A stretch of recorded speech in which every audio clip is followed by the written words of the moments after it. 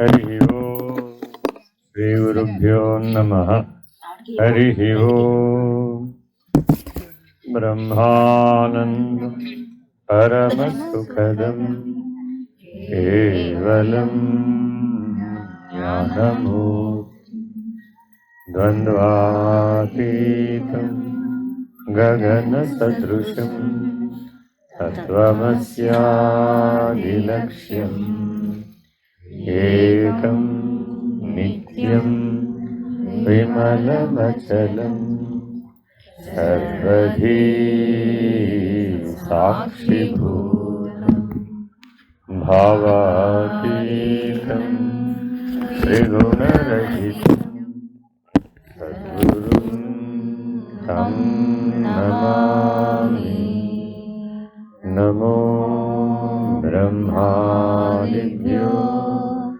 ब्रह्मविद्या सम्प्रदाय कर्तृभ्यो वंश ऋषिभ्यो महाभ्यो नमो गुरुभ्यः। सर्वोपप्लवरहित प्रज्ञानघन प्रत्यगर्धो ब्रह्मैवाहमस्मि। अहं पदार्थरहितः सदाशिवसमारम्भाः व्यासशङ्करमध्यमाः अस्मदाचार्यपर्यन्ताः वन्दे गुरुपरम्पराम्। हरि ओम श्री गुरुभ्यो नमः। हरि ओम निर्भयानंदाय विद्महे अचलपरिपूर्णाय धीमहि तन्नो परात्परः प्रचोदयात्। ओम ईश्वराय विद्महे सत्यदेवाय धीमहि तन्नः सर्वः प्रचोदयात्। ॐ तत्पुरुषाय विद्महे महादेवाय धीमहि तन्नो रुद्रः प्रचोदयात्। सद्गुरुरूपाय विद्महे ज्ञानबोधामृताय धीमहि तन्नो श्रीविद्यासागर प्रचोदयात्। हरि ओम श्री गुरुभ्यो नमः। हरि ओम।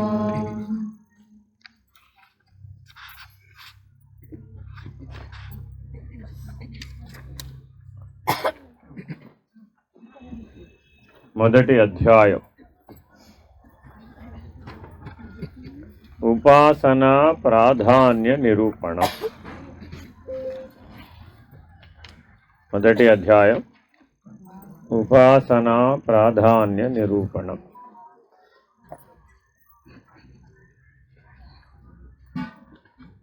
కనబడిందా? ఇంకా వెతుక్కుంటున్నారా? తీసుకోలేవు మీ చేతులు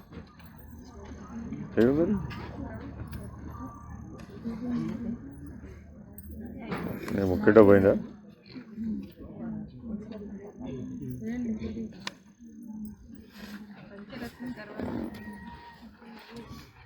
కనబడిందమ్మా?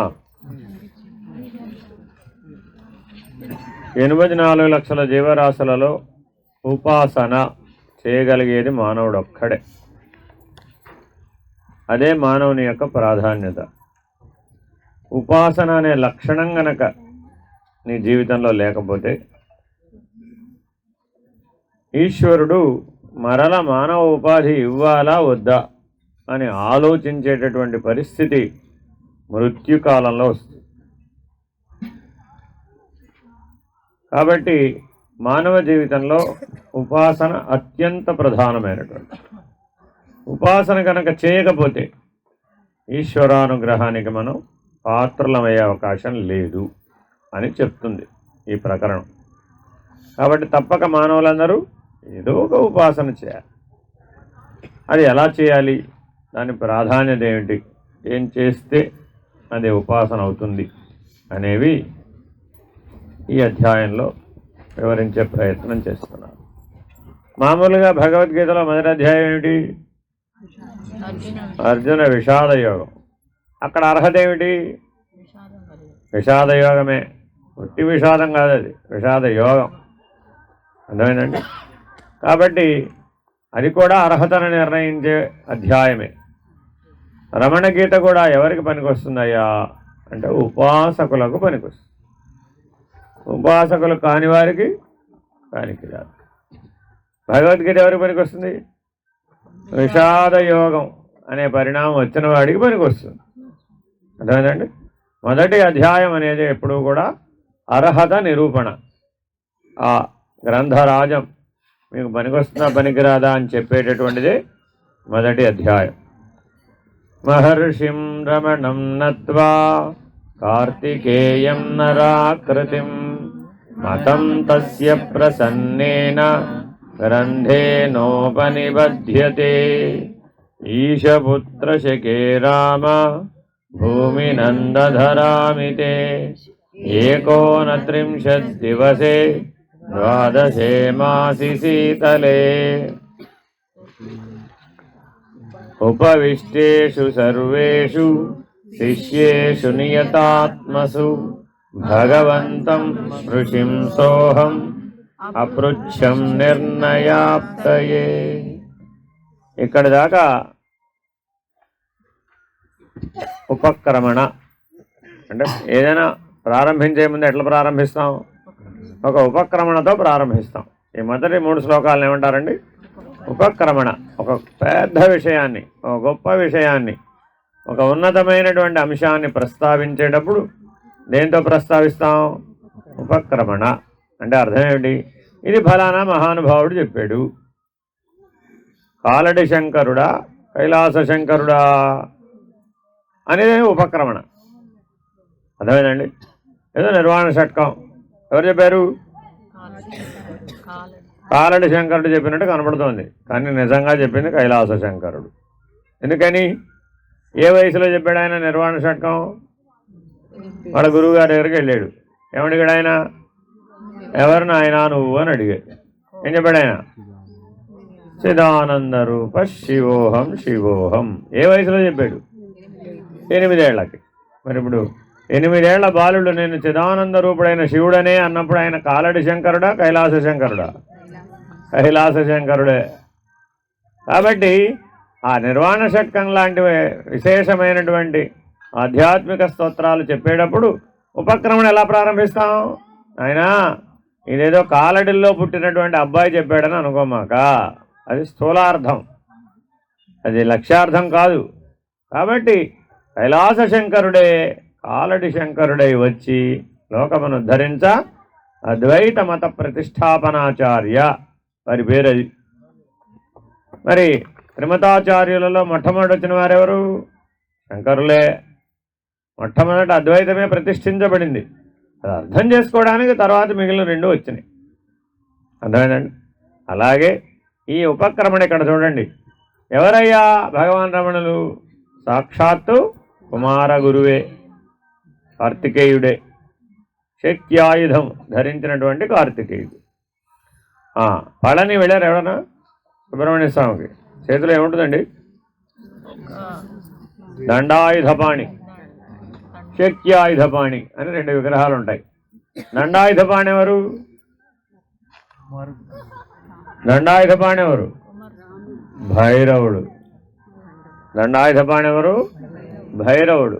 శక్త్యాయుధపాణి కార్తికేయుడు. సరే, ఆయనే భగవాన్ రమణులుగా వచ్చి మనకి ఈ ఉపదేశాన్ని అందిస్తున్నారు. సాక్షాత్తు కార్తికేయుడే ఈ భూమి మీద అవతరించి ఈ ఉపదేశాన్ని మనకి ప్రారంభిస్తున్నారు.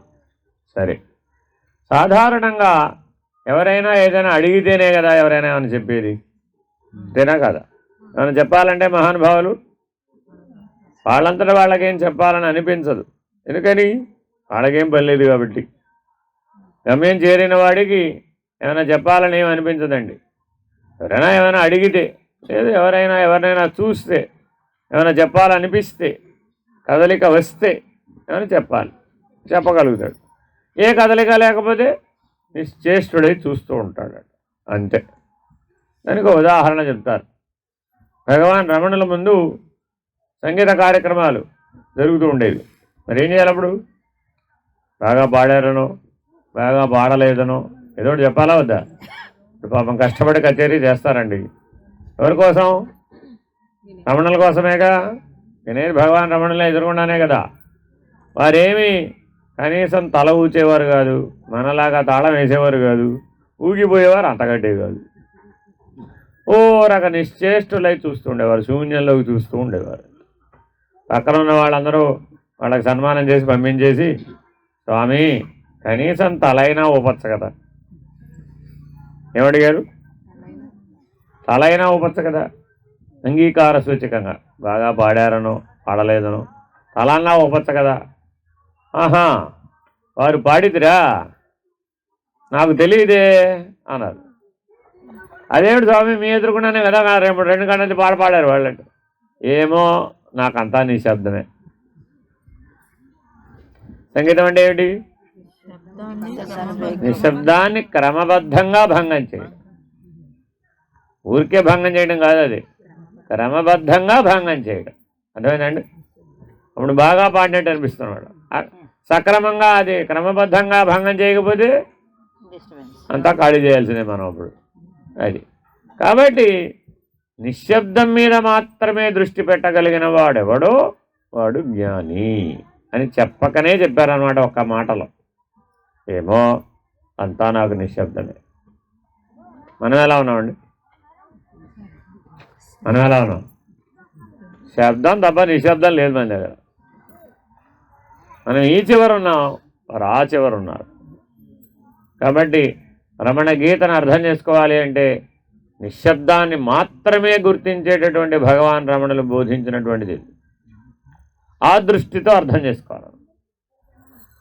ప్రథమ ప్రశ్న, సత్యాసత్య వివేకేన ముచ్యతే కేవలేన కిం ఉతాహో బంధహానాయ విద్యతే సాధనాంతరం. ఇది సత్యం, ఇది అసత్యం అని పరామర్శించుట చేతనే ముక్తిని చెందుతున్నాడా, లేక బంధము నుండి తొలగుటకు వేరొక సాధనం ఉన్నదా? మనందరం కూడా ఇదేగా ప్రశ్నిస్తున్నాం. ఏమడుగుతున్నాం? సత్యాసత్య విచారణ. ఇది అసత్యం, ఇది సత్యం. సదసద్వివేకాన్ని పొందే విచారణ చేస్తే ముక్తి కలుగుతుందా, లేదా బంధము నుంచి విడుదల పొందడానికి వేరే సాధన ఏమైనా చెయ్యాలా? ద్వితీయ ప్రశ్న, కిమలం శాస్త్ర చర్చైవ జిజ్ఞాసూనాం విముక్తయే యథా గురూపదేశం కిముపాసనమపేక్షతే. ఆత్మను తెలియగోరు వారికి ముక్తి కొరకు శాస్త్రచర్చయే చాలునా, గురూపదేశమును అనుసరించి ఏదైనా ఒక ఉపాసన కావలెనా? ఇది కూడా మన ప్రశ్నలానే ఉన్నట్టుంది. స్థితప్రజ్ఞమాత్మానం కిం సమర్థయే విదిత్వా పరిపూర్ణత్వం జ్ఞానస్యోపరతేరుత. సహజ స్థితి కలవాడు పూర్ణత్వమును తెలుసుకొనియో లేక ప్రాపంచిక జ్ఞానము శాంతించుట వలననో తనను సహజ స్థితి కలవానిగా నిశ్చయించుకొనగలడా? ప్రశ్న అర్థమైందా? ఇక్కడ మీ కళ్ళలో మెరుపులు కనబడలేదు. పూర్ణత్వం తెలుసుకోవటం వలన లేదా ప్రాపంచిక జ్ఞానం అంటే సహజమైనటువంటి స్థితి కలవాడు అంటే ఎవరు? జ్ఞాని. ఈ జ్ఞాని తాను పూర్ణుడు అవునా కాదా అనే నిర్ణయాన్ని ఎలా పొందాలి అన్న ప్రశ్న ఉంది ఇందులో. పూర్ణత్వమును తెలుసుకున్నాడు, వాడేగా జ్ఞాని. అలా అయితే సరిపోతుందా? లేదా కింద నుంచి కదా మన ప్రయాణం అంతా కూడా ప్రపంచం ఉపశమించింది. ప్రాపంచిక వ్యవహారములు ఉడిగిపోయినాయి. దాని చేత సహజ స్థితి కలిగి పూర్ణుడయ్యాడా అంటే ఆత్మజ్ఞానం కలగడం చేత బంధం తొలగిపోయిందా, బంధాలు విడిపోవడం చేత ఆత్మజ్ఞానం కలిగిందా? పూర్ణ జ్ఞానం కలగడం చేత బ్రహ్మనిష్ట కలిగిందా, ప్రపంచం ఉపశమించడం చేత బ్రహ్మనిష్ట కలిగిందా? ఏమో నాకు తెలియదు. ప్రశ్నలు ఇవన్నీ. ఏం చెప్తారో చూద్దాం సమాధానం. జ్ఞానినం కేన లింగేన జ్ఞాతుం శక్ష్యంతి కోవిదాః. విద్వాంసులు ఏ గుర్తు చేత జ్ఞానము కలవానినిగా కనుగొనెదరు? మన చుట్టుపక్కల ఎంతోమంది విద్వాంసులు టీవీలో బోల్డ్ మంది ప్రవచనాలు చెప్తున్నారా లేదా? అనేక అంశాల మీద చెప్తున్నారా? పొద్దున్న సాయంత్రం దాకా భక్తి ఛానల్స్ పెట్టారనుకోండి, కొట్టో 24 గంటలు ఎవరో ఒకరు ఏదో ఒకటి చెప్తూనే ఉంటారు అందరూ. ఇప్పుడు వాళ్ళందరూ జ్ఞానులేనా? ఎలా కనుక్కోవాలి? ఎందుకని ఎందుకని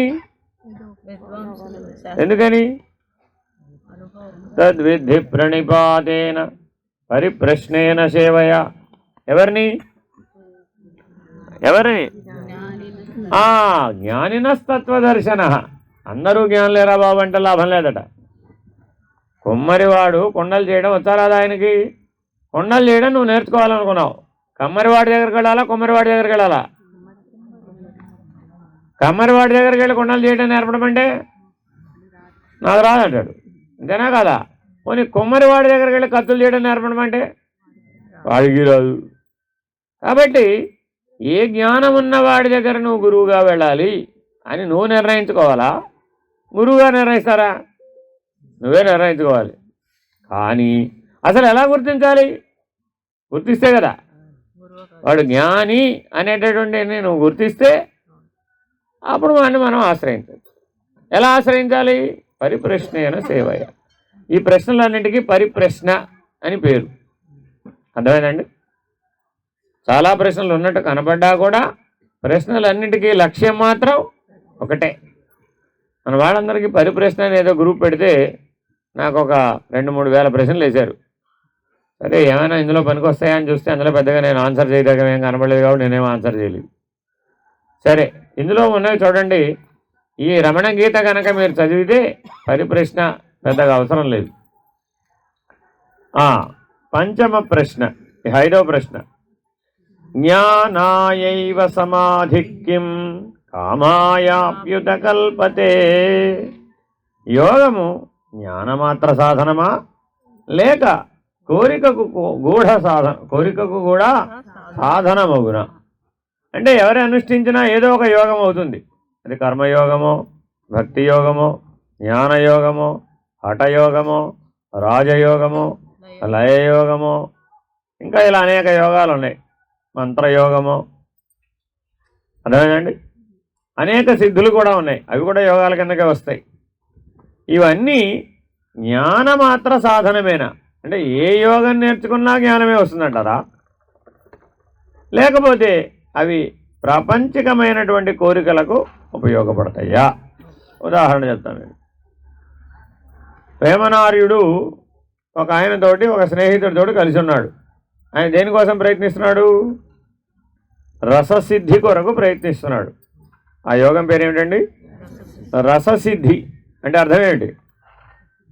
ఒక ద్రవ్యాన్ని దాని స్థాయిని గనక పెంచినట్లయితే, అటామిక్ చైన్ని గనక మారిస్తే, అయనైజేషన్ చేస్తే ఓ స్థాయికి చేరితే అది బంగారం అయిపోతుంది. అలాగే బంగారం తయారవుతుంది భూమి లోపల. ఈ సూత్రం తెలుసుకున్నటువంటి వాడు ఏం చేశాడు? పాదరసాన్ని తీసుకుని, రసం పాదరసం ఎలా ఉంటుంది? పట్టుకుంటే అటు విడిపోతూ ఉంటుంది. దాన్ని గడ్డగట్టించి దానిని అయనైజ్ చేస్తే అప్పుడు అది బంగారంగా మారిపోతుంది. దానికి దీనికి వ్యాలెన్సీ ఒకటే తేడా. ఆ ఒక్క వ్యాలెన్సీ కనుక వచ్చేట్టు చేస్తే కిలో బంగారం తయారైపోతుంది. ఒక్కసారి కిలో బంగారం తయారు చేస్తే హాయిగా జీవితం అంతా సుఖంగా గడిపేసేయచ్చు, కష్టపడక్కర్లేదు. కాదు. ప్యూర్ రసలింగానికి బంగారలింగానికి మధ్యలో కొద్దిగా భేదం ఉంది. అదే చెప్పేది. అది సూర్యరశ్మిలో పెట్టి నీళ్ళలో పెడితే బంగారు వర్ణంలో ప్రకాశిస్తుంది. అది గుర్తనమాట శుద్ధ పాదరసలింగం అంటానికి.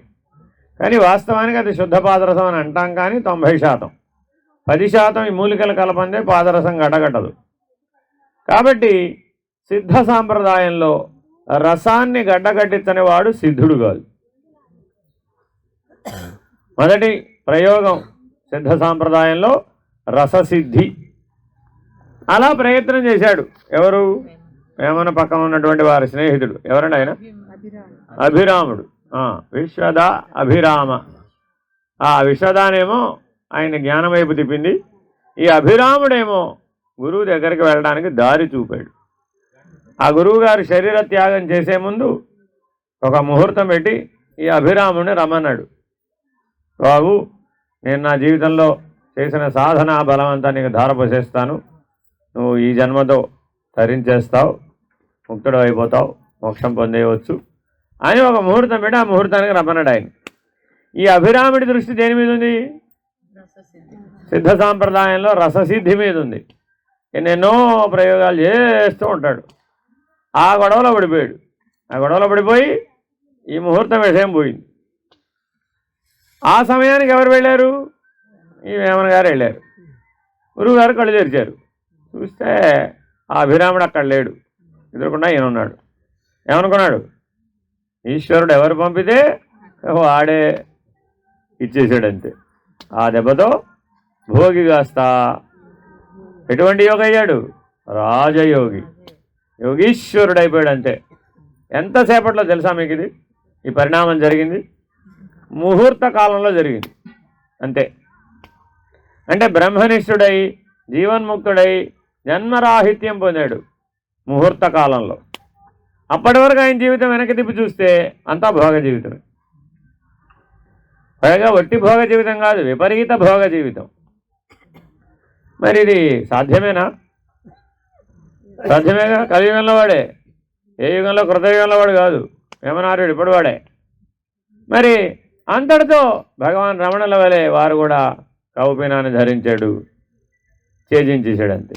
ఒక్క దెబ్బకి సర్వబంధాలు దిగిపోయింది.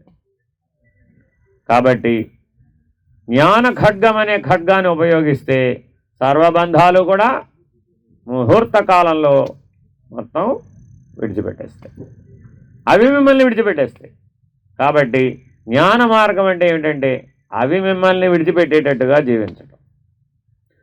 మీరు నానా కష్టాలు పడి ఒక్కొక్కటే విడవడం కాదు, అదంతా కర్మ మార్గం. అర్థమైందండి? నేను జీవితంలో దొంగతనం ఎప్పుడూ చేయలేదు తెలుసా, సో వాట్? అంతేనా కదా? మంచిదేగా, దొంగతనం చేయకపోవడం మంచిదే. కానీ జ్ఞాన మార్గమేనా? అసలు దొంగతనం చెయ్యడం, దొంగ వేరే నేను వేరే, చాలా దూరం పోయింది కథ. అక్కడ అంత దూరం కథ వెళ్ళే అవకాశం లేదు జ్ఞాన మార్గంలో. అర్థమైందండి? కాబట్టి ఏదైనా ఏతత్ క్షణమే తెగిపోవాలట. అందుకని జ్ఞాన ఖడ్గం అనే చండ్ర పరశువును ధరించాలట. చండ్ర పరశువు అంటే పరశురాముని చేతిలో ఉంటుంది పరశువు.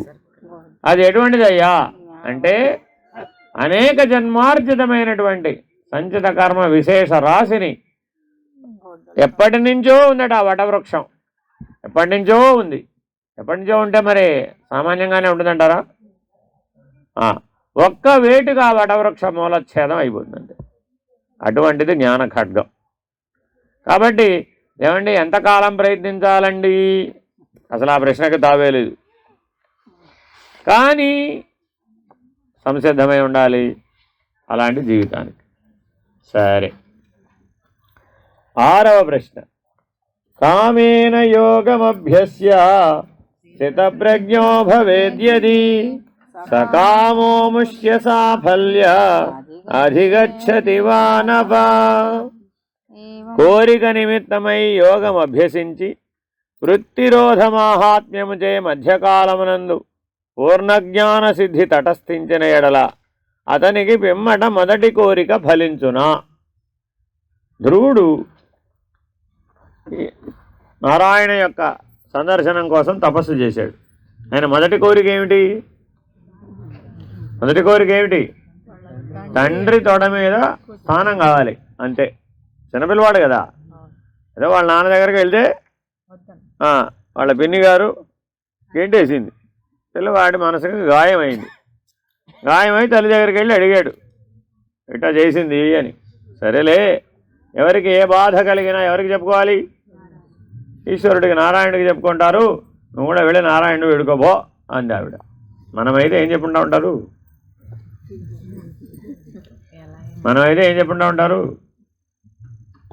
ఇక మీ ఊహకు వదిలేయవచ్చు, నేను చెప్పక్కర్లేదండి.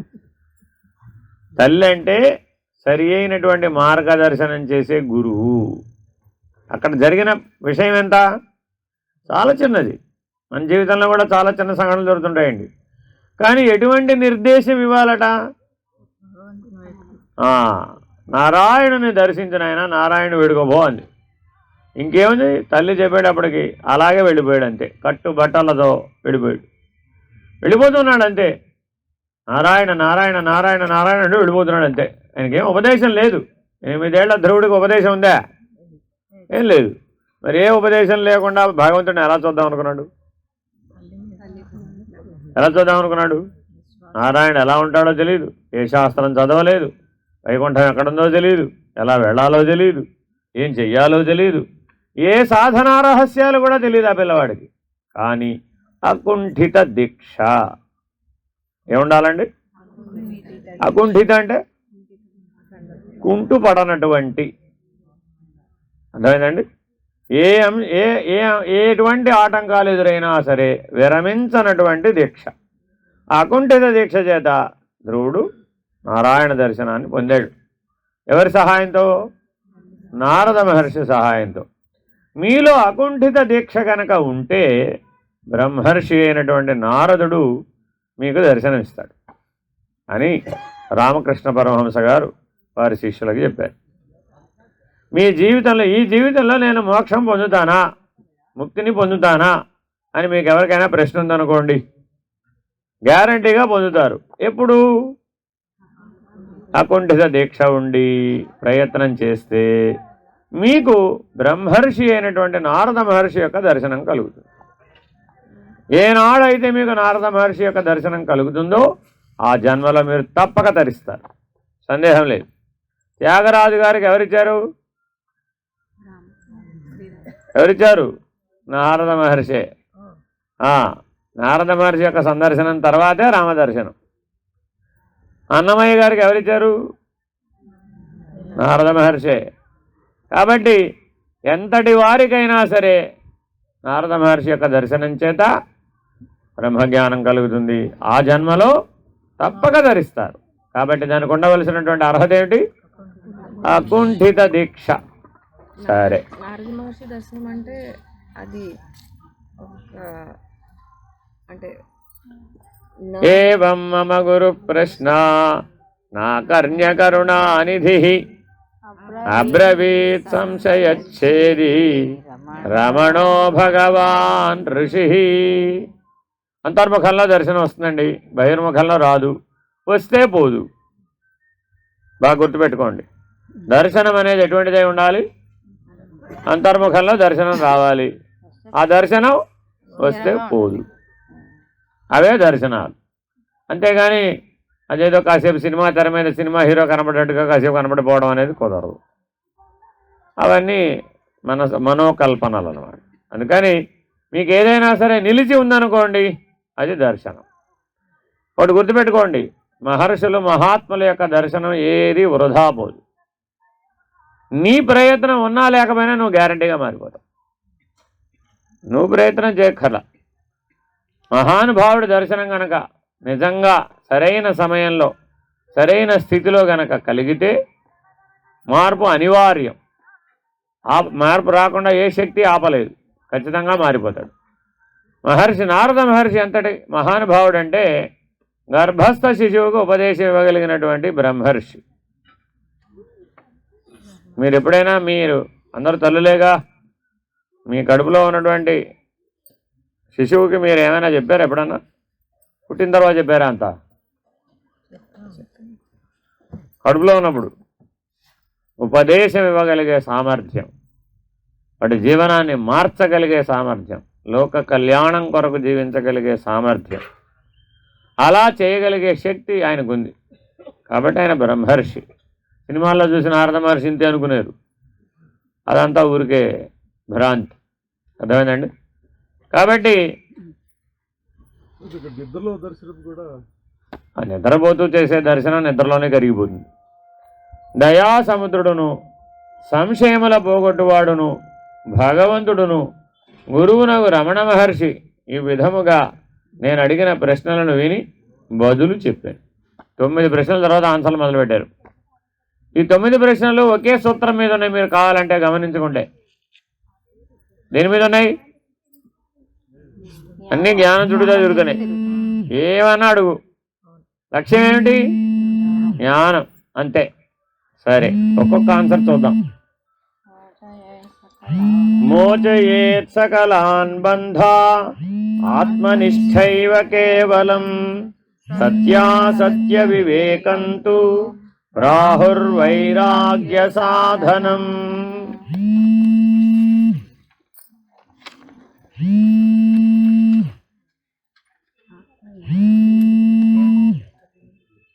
కాలుస్తుంది. ఆత్మయందలి నిలకడ ఒక్కటియే సకల బంధములను పోగొట్టును. సత్యమును అసత్యమును విమర్శించి వేరుపరిచి తెలుసుకొనుట వైరాగ్యమునకు సాధనమని చెప్తున్నాను. కాబట్టి మొదటి ప్రశ్న ఏమిటండి? ఇప్పుడు ఎవరైనా చదవండి.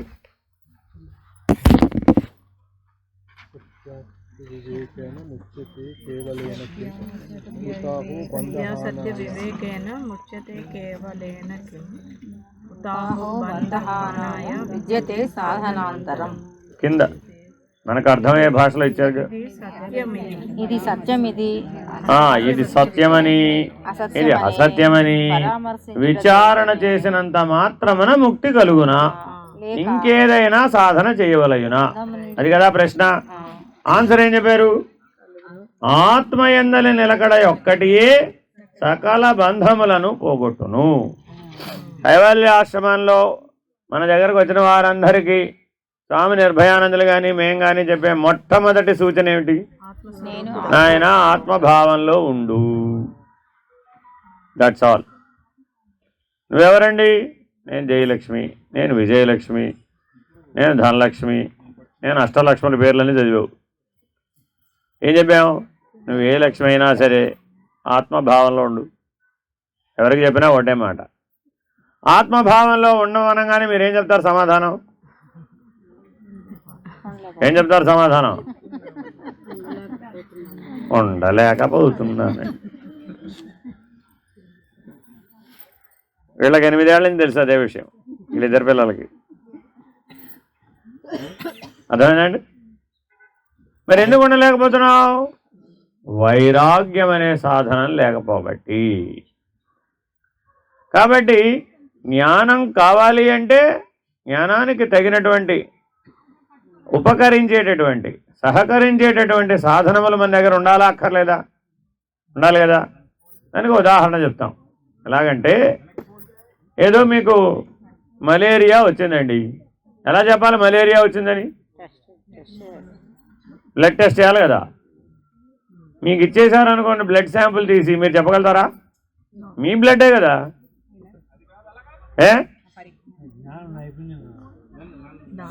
మీ కళ్ళతో చూసేపోయేదిగా.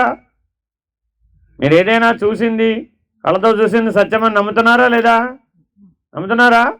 అయితే మీ బ్లడ్ శాంపుల్ మీకు ఇచ్చేసి మీకు మలేరియా వచ్చిందో లేదో చెప్పండి, చెప్పగలరా? చెప్పలేరా? ఇంకా కళ్ళు ఉపయోగపడినట్టే. అప్పుడు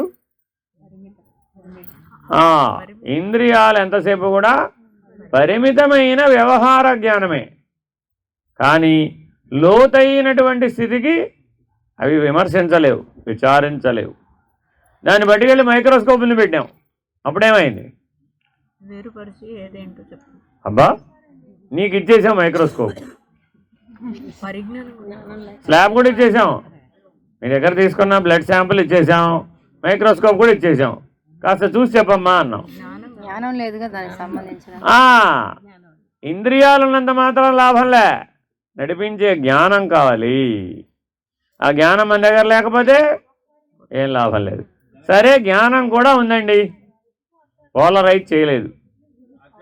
విశ్లేషించలా. మైక్రోస్కోప్ని పోలరైజేషన్ అని అంటారండి, తెలుసా మీకు ఎవరికైనా? అంతా చిన్నప్పుడే మర్చిపోయాం. చిన్నప్పుడు ల్యాబొరేటరీలో మీ అందరి చేత ఇంటర్మీడియట్లో మైక్రోస్కోప్ చూపిస్తారు, అందరికీ చూపిస్తారు, దానికేం పెద్ద విషయం ఏం లేదు. లేదంటే జీవితంలో మనకు కావాలనుకుంటే ఎప్పుడైనా చూడదు. దాంట్లో పోలరైజేషన్ అని ఒక విధానం ఉంటుంది. ఆ పోలరైజ్ చేస్తేనే తెలుస్తుంది, లేకపోతే తెలియదు. అర్థమైందండి? మీకు ఎలా కనబడుతుందో వాడికి అంతే కనబడుతుంది. పోలరైజ్ చేస్తే అందులోని ఆర్గానిజమ్స్ ఏమిటనేది తెలుస్తుంది. పోలరైజేషన్ లేకపోతే తెలియదు. అసలు పోలరైజేషన్ అంటేనే మనకు తెలియదు అనుకోండి, అప్పుడు ఏం చేయాలి? అంటే జ్ఞానం అంటే మామూలుగా జ్ఞానం సరిపోదు, స్పష్టంగా ఉండాలి. అది కూడా ఎటువంటిదే ఉండాలి. పోలరైజేషన్ అంటే వైరాగ్యం. దేని మీద దృష్టి పెట్టాలో దాని మీదే దృష్టి పెట్టడం, ఏది కనబడాలో అది మాత్రమే చూడటం.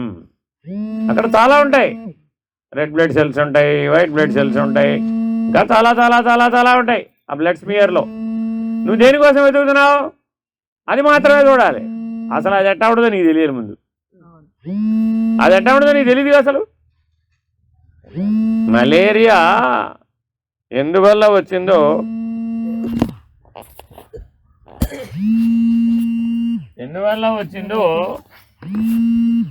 ఆ క్రిమి ఎలా ఉంటుందో నీకు తెలియదు అనుకోండి, ఎంతకాలం చూసినా లాభం లేదు.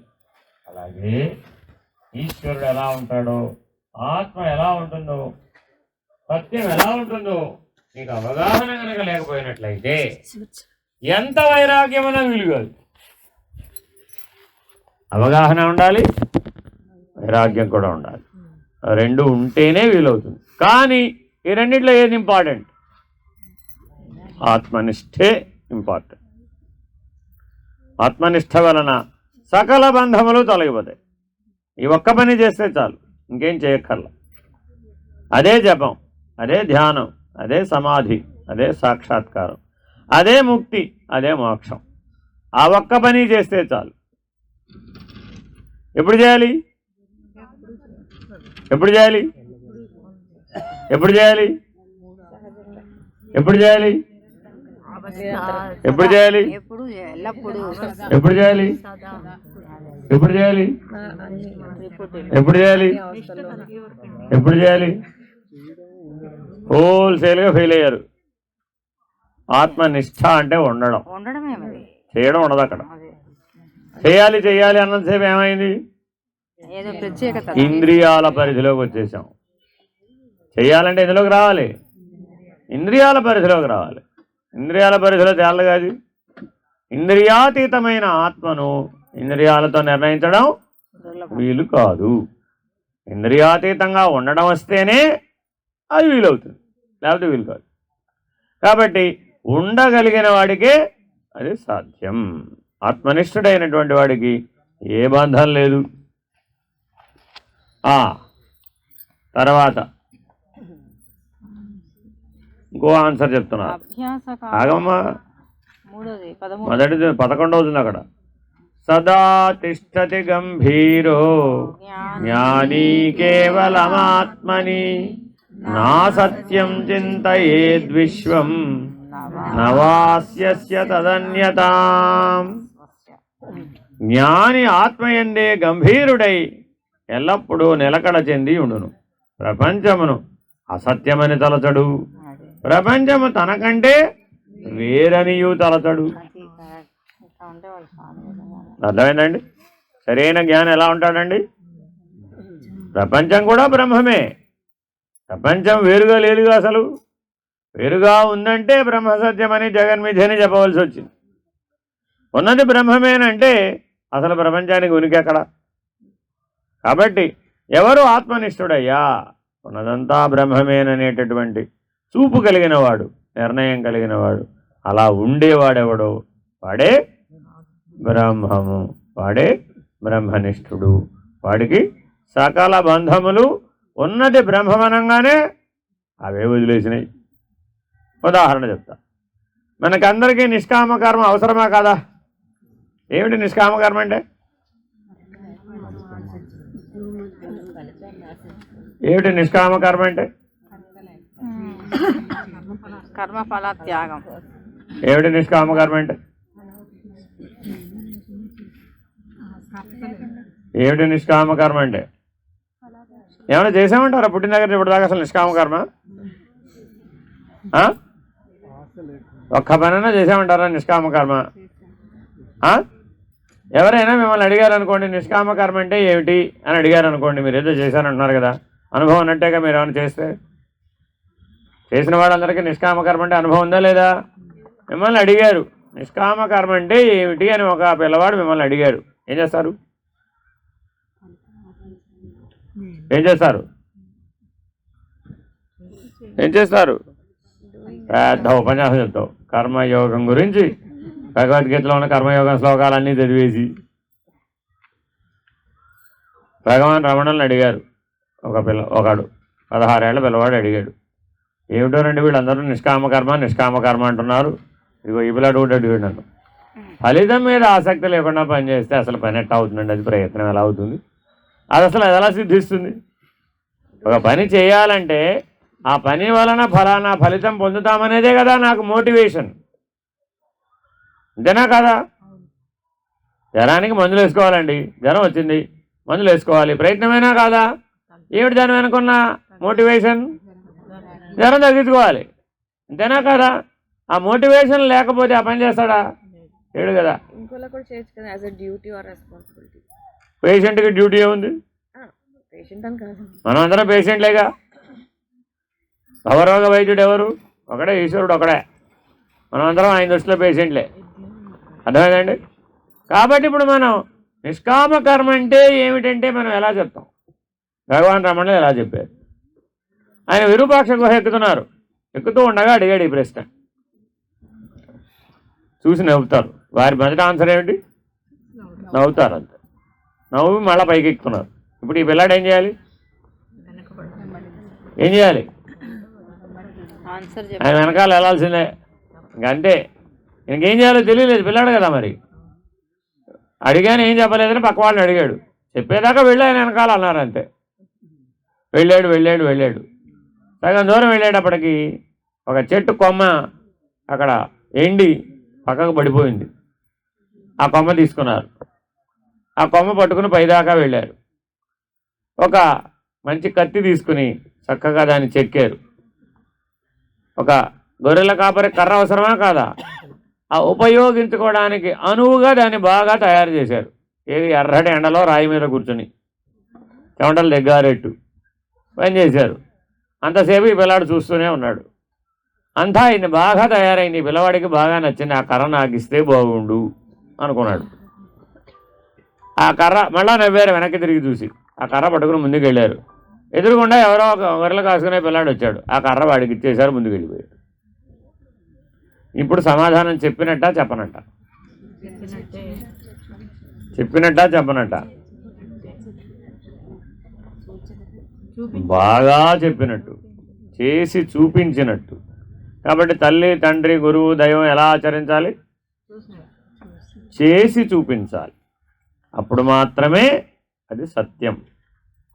అంటే సత్యాసత్య విచారణ చేసే నిర్ణయం కాదు, చూసి సత్యదర్శనం ద్వారా సత్య నిర్ణయం అవ్వాలి, అంతే తప్ప నేను ఎక్కడా చూడలేదండి అన్నాం అనుకోండి, ఇంతే సంగతులే. కాబట్టి చాలా జాగ్రత్తగా వెంబడించాలి జ్ఞానిని. ఎందుకని? జ్ఞాని ఆత్మయందే గంభీరుడై ఎల్లప్పుడూ నిలకడ కలిగి ఉంటాడు. గంభీరుడై అంటే గహనో గభీరో, అమ్మవారి లక్షణాలు అవి. గుప్తచక్ర గదాధర, ఎవరండి అది? విష్ణు సహస్రనామం, ఆయన లక్షణాలు ఇవి. గహనో గభీరో, అవునా కాదా? ఈ ప్రపంచంలో అత్యంత రహస్యం, అత్యంత గంభీరం. సముద్రం వలె ఉంటాడు, అంతే. సముద్రం కదులుతుందంట కదలనట? చూసేవాడు కదులుతుందా అని కదలట్లేదు, పెరిఫరీలో కదులుతుంది. సముద్రం కదులుతుందా కదలటలేదు? Technical answer. సముద్రం కదులుతుందా కదలటలేదు? స్టాటిక్, సముద్రం కదులుతుందా కదలటలేదు? కదులుతుంది చూసేవాడికి వాళ్ళకి ఏం కదంటున్నారు. కదులుతుందా కదలటలేదు? చాలాసార్లు సముద్రం చూసుంటారు కదా. ఈ ప్రశ్న ఎప్పుడన్నా వచ్చిందా? రాలేదుగా. సముద్రం కదులుతుందా కదలటలేదా? రెండే ఆన్సర్. అయితే ఏ ఆర్ బి.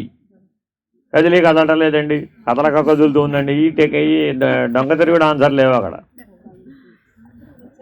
సముద్రం ఎక్కడ కదులుతుందండి? హాట్స్పాట్లు వస్తున్నాయి కానీ. ఏమండి, ఆకాశంలో భూమి గింగిరాలు తిరిగిపోతుంది కదా, అప్పుడు సముద్రం తిరగడం లేదా?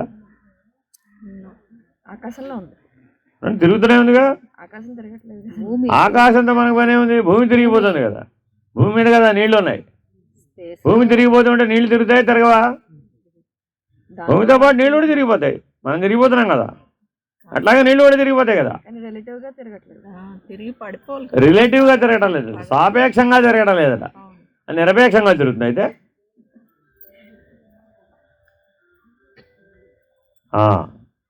రెండూ కాదని చెప్పడం గంభీరం. రెండుంటేనే చెప్పగలిగే పద్ధతి ఇంద్రియ పద్ధతి. అందుకని ఆన్సర్లు ఏమడిగారు మిమ్మల్ని? కదులుతుందా కదలడం లేదు, రెండూ తప్పే. కదులుతుందని చెప్పినా తప్పే, కదలటం లేదని చెప్పినా తప్పే. అది గంభీరం. మాట్లాడుతున్నాడని చెప్పినా తప్పే, మౌనంగా ఉన్నాడని చెప్పినా కూడా తప్పే. అది గంభీరం. అంతకంటే చెప్పడం కుదరదు. న సంసిద్ధిర్జిజ్ఞాసో కేవలం శాస్త్ర చర్చయా ఉపాసనం వినా సిద్ధిర్నైవ స్యాదితి నిర్ణయః. ఆత్మ నెరుగదలిచిన వానికి కేవలము శాస్త్ర శోధన చేత సిద్ధి కలుగదు, ఉపాసన లేక సిద్ధి కలుగదని సిద్ధాంతము. బాగా తేల్చి చెప్పారంట. ఏమైనా ఇదమిద్దంగా మనలాగా వయా మీడియాగా ఏమైనా చెప్పారంటారా? అలా అయితే ఇలా అవ్వచ్చు, ఇలా అయితే అలా అవ్వచ్చు, అలా ఏమైనా చెప్పారా? స్ట్రైట్గా చెప్పారు. కేవల శాస్త్రజ్ఞానం చేత ఆత్మనిష్ట కలగదు, కేవల ఉపాసన చేత అలా కూడా కలగదు. అంటే దాని అర్థం ఏమిటి? శాస్త్రాధ్యయనము ఉండాలి, ఉపాసనము ఉండాలి. రెండు రెక్కలు ఉంటేనే ఎగరగలుగుతావు, ఒక రెక్క ఉంటే ఎగురుతావు. మానవులు ఏం చేస్తున్నారట? అయితే శాస్త్రం చదివి దాంతో సంతృప్తి పడిపోతాడు, లేదంటే ఏదో ఉపాసనలో మునిగిపోయి ఆత్మవిద్యని పక్కకు పెట్టేస్తాడు. అంతేనండి. అందరూ ఏదో ఉపాసన చేస్తూనే ఉంటారు చిన్నప్పటి నుంచి. కనీసం ప్రతి సంవత్సరం వినాయక చవితి అయినా చేస్తున్నారా లేదా? అది కూడా ఉపాసనే. కానీ ఎప్పుడైనా అసలు వినాయకుడు కనబడంటారా? కనబడంటారా? కనబడ్డా? కనబడలేదు కదా. కనబడితే మనం ఇలా ఎందుకుంటాం? అది ఇంతకీ ప్రశ్న ఏమిటి అసలు దీనికి?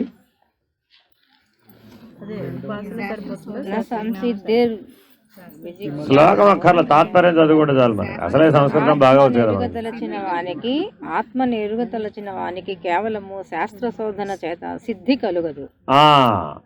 భగవద్గీత నాకు 700 శ్లోకాలు వచ్చండి. వచ్చారాదా?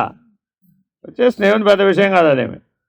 నన్ను ఒకరు అడిగారండి, ఇప్పుడు కాదు, 1996-97లో, ఏ శాస్త్రమైనా మీరు ఇలా కంఠోపాఠంగా చెప్పేస్తున్నారు కదా, మీకు భగవద్గీత వచ్చా?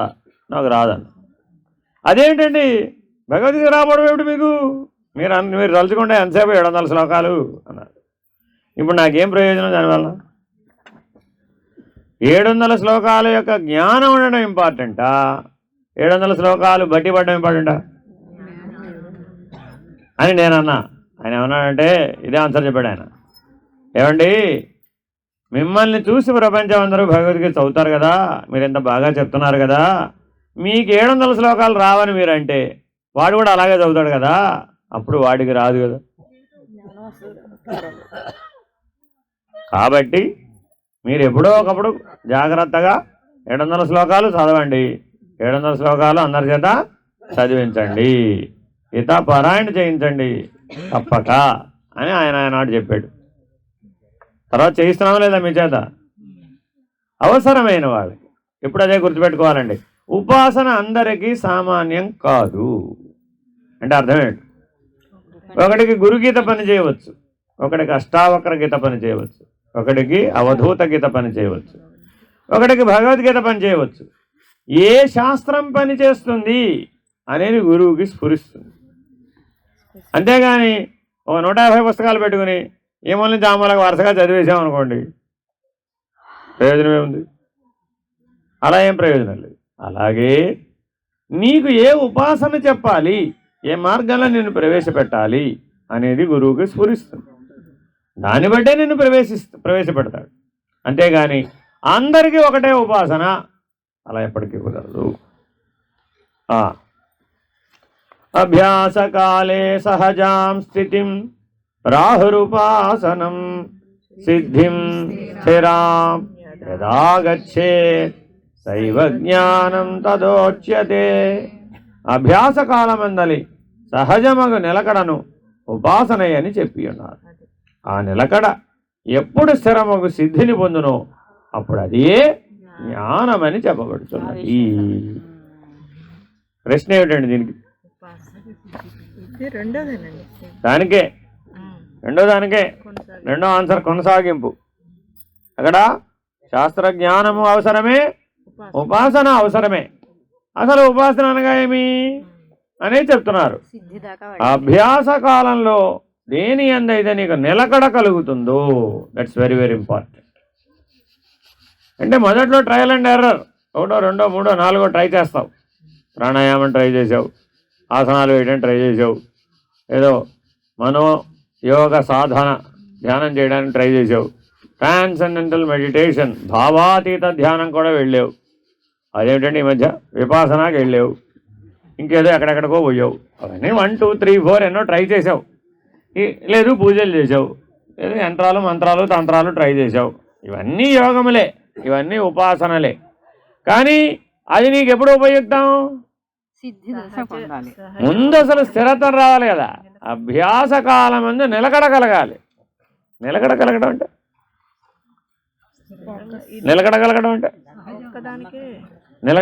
అంటే ఇప్పుడు మీరంతా ఏదో జపం చేసే వచ్చారు. ఇక్కడికి వచ్చేటప్పుడు ఏం చేయమన్నామండి? జపం చేయమన్నారా? జపంలో నిలకడ కలగడం అంటే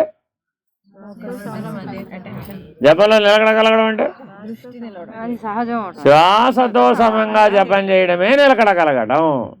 ప్రమాణం అనమాట అది. నెక్స్ట్ స్టెప్ ఏమవుతుంది? అదే అయిపోతుంది. నిలకడ కలిగితే అది ఉపాసన అయింది. ఉపాసనని సిద్ధి కలిగే వరకు కొనసాగించాలట. అంటే అర్థం ఏమిటి? ఏదో తత్పురుషాయ విద్మహే మహాదేవాయ ధీమహి తన్నో రుద్ర ప్రచోదయాత్, రుద్ర గాయత్రి మంత్రం జపం చేస్తున్నాం అనుకో కాసేపు. లేదు సాయి గాయత్రి మంత్రం జపం చేశారు మీరంతా. భగవాన్ బాబా వారి సాక్షాత్కారం కలిగిందా?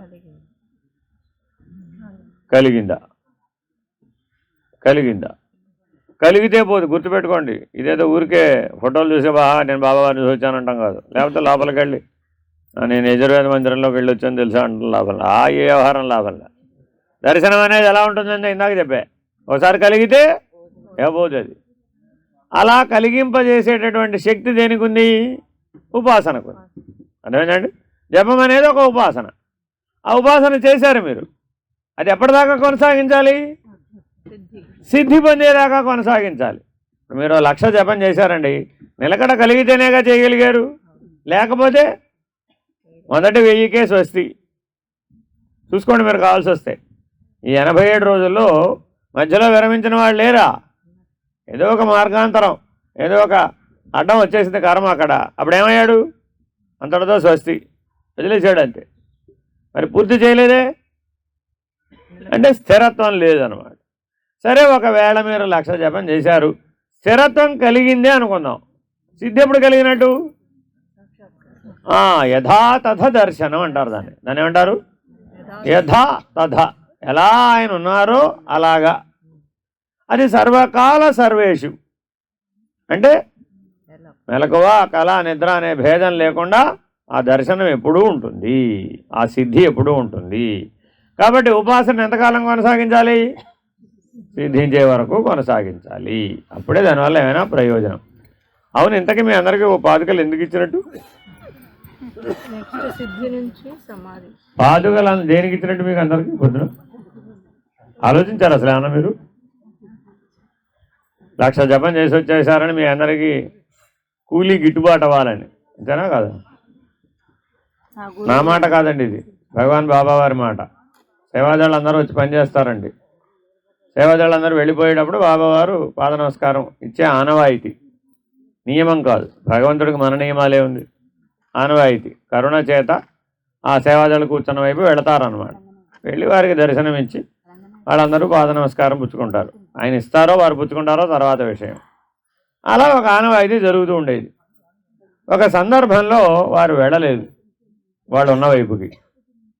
ఈ పక్కన వీళ్ళు ఉంటారు కదా, స్టేట్ కన్వీనర్లు, జిల్లా కన్వీనర్లు ఇత్యాది పోస్టులు ఉన్న వాళ్ళందరూ ఉంటారు కదా. వీళ్ళు వెళ్ళి బాబావారికి చెప్పలేరు. మళ్ళా మధ్యలో బాబావారికి చెవిలో చెప్పగలిగే సన్నిహితులు ఉంటారన్నమాట, బాగా పెద్దవాళ్ళు, 80 ఏళ్ళు 90 ఏళ్ళ బ్యాచ్ ఉంటారు. వాళ్ళు వెళ్ళి నసిగారు స్వామివారి దగ్గర. ఏమని? స్వామి, ఇవాళతో సేవాదాళ్ళు, ఆహా, వారు సేవ చేసినందుకు నేను కూలీ ఇవ్వాలా అన్నారు. కాబట్టి మీరందరూ 1,00,000 జపం చేసి వచ్చారని ఏం చేసాం? రాగానే మీ కూలీ గిట్టుబాటు అయ్యేట్టు చేసేసాం. మీకు ఓ పాదుకలు ఇచ్చేసాం, ఓ యంత్రం ఇచ్చేసాం, ఓ ఫోటో ఇచ్చేసాం, ఇంకేం చేసాం? ఓ పుస్తకం ఇచ్చేసాం, ఒక మూల విరాట్ యంత్రం కూడా ఇచ్చేసాం. కూలి గిట్టుబాటు అయినట్టేనా కాదా? స్థిరత్వం. 1,00,000 జపం చేస్తే ఏమిటి వచ్చిందండి? స్థిరత్వం. సిద్ధిని పొందలేదుగా. మరి ఇవన్నీ దేని కొరకండి?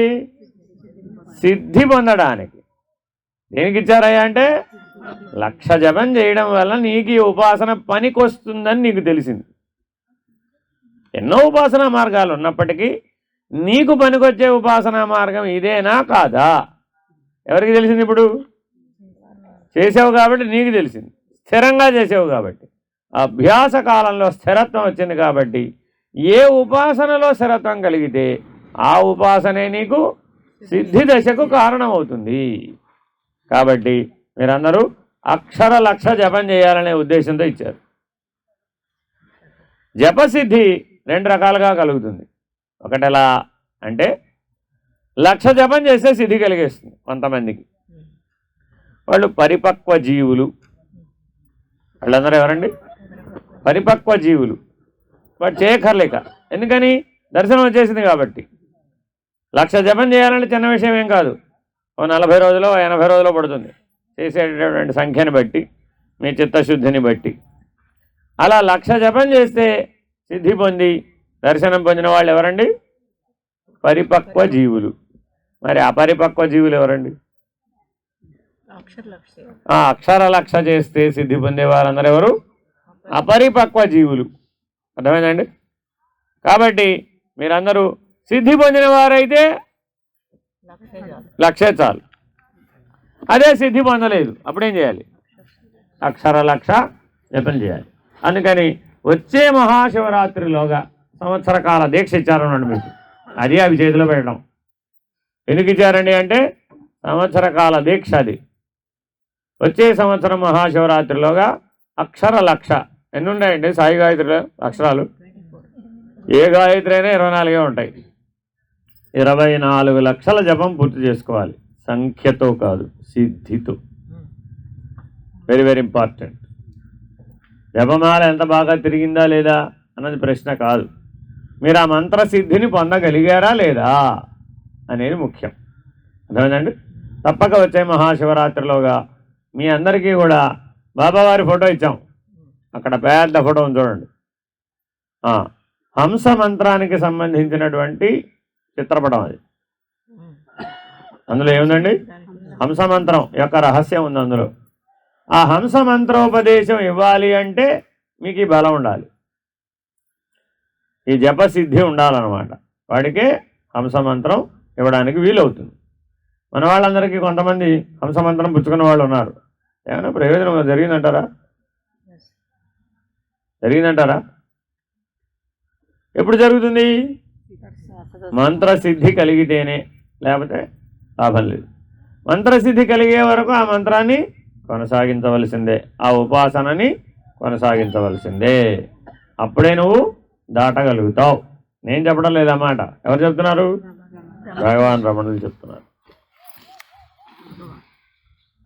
విషయాన్ సంపరిత్యజ్య స్వస్వభావేన సంస్థితిః జ్ఞానజ్వాలాకృతి ప్రోక్త సహజా స్థితిరాత్మనః. విషయముల వదిలి జ్ఞానజ్వాలాకారమైన స్వాభావికమగు తన యందలి నిలకడ సహజ స్థితి అనబడుతున్నది. అంటే అర్థం ఏంటండి? దర్శనం కలిగినటువంటి వాడికి, సిద్ధి కలిగినటువంటి వాడికి, ఉపాసనా సిద్ధి కలిగినటువంటి వాడికి సహజ స్థితి వాడు జ్ఞానజ్వాలగా మారతాడు. వాడికి ఒక అగ్ని లభిస్తుంది. ఏమిటా అగ్ని? జ్ఞానాగ్ని. ఆ సిద్ధి దానికి ఉపయోగపడుతుంది. మళ్ళా కిందకొచ్చి దాని ఐహికమైన వాటిలో వాడకుండా ఉంటే, మీకు కలిగిన సిద్ధిని ఐహికమైన అంశాలలో కనుక మీరు వాడకుండా ఉంటే మీకు అది జ్ఞానాగ్నిగా మారుతుంది. ఏ సిద్ధి అయినా సరే, మీరు ఏ ఉపాసన అయినా చేయండి, ఆ ఉపాసన సిద్ధి దశకి చేరితే ఆ సిద్ధి దశ కలగగానే మీకు రెండు దారులు కనబడతాయి. ఒక దారి ఏమిటి? ఐహికమైనటువంటి అంశాలలో ఆ సిద్ధి పొందిన శక్తిని వాడవచ్చు. రెండో పద్ధతి ఏమిటి? ఐహికమైన దానికి వాడకపోతే అది జ్ఞానాగ్నిగా మారిపోతుంది. ఆ జ్ఞానాగ్ని యందు సర్వబంధాలు దగ్ధమైపోతాయి, సర్వకర్మలు దగ్ధమైపోతాయి. అదే నువ్వు దాన్ని ఐహికానికి వాడితే ఏరాదు. ఆ జన్మకు అయిపోయినట్టే, సువర్ణ అవకాశం. సరే, ఒక ఉదాహరణ చెప్తాను, మీకు తెలిసిపోతుంది. స్వామి వివేకానందుడికి సంగతి ఎప్పుడూ చెప్తూ ఉంటాం, అవునా కదా? స్వామి వివేకానందుడికి చిన్నప్పుడు జట్కా బండి మీద ఆసక్తి ఉంది.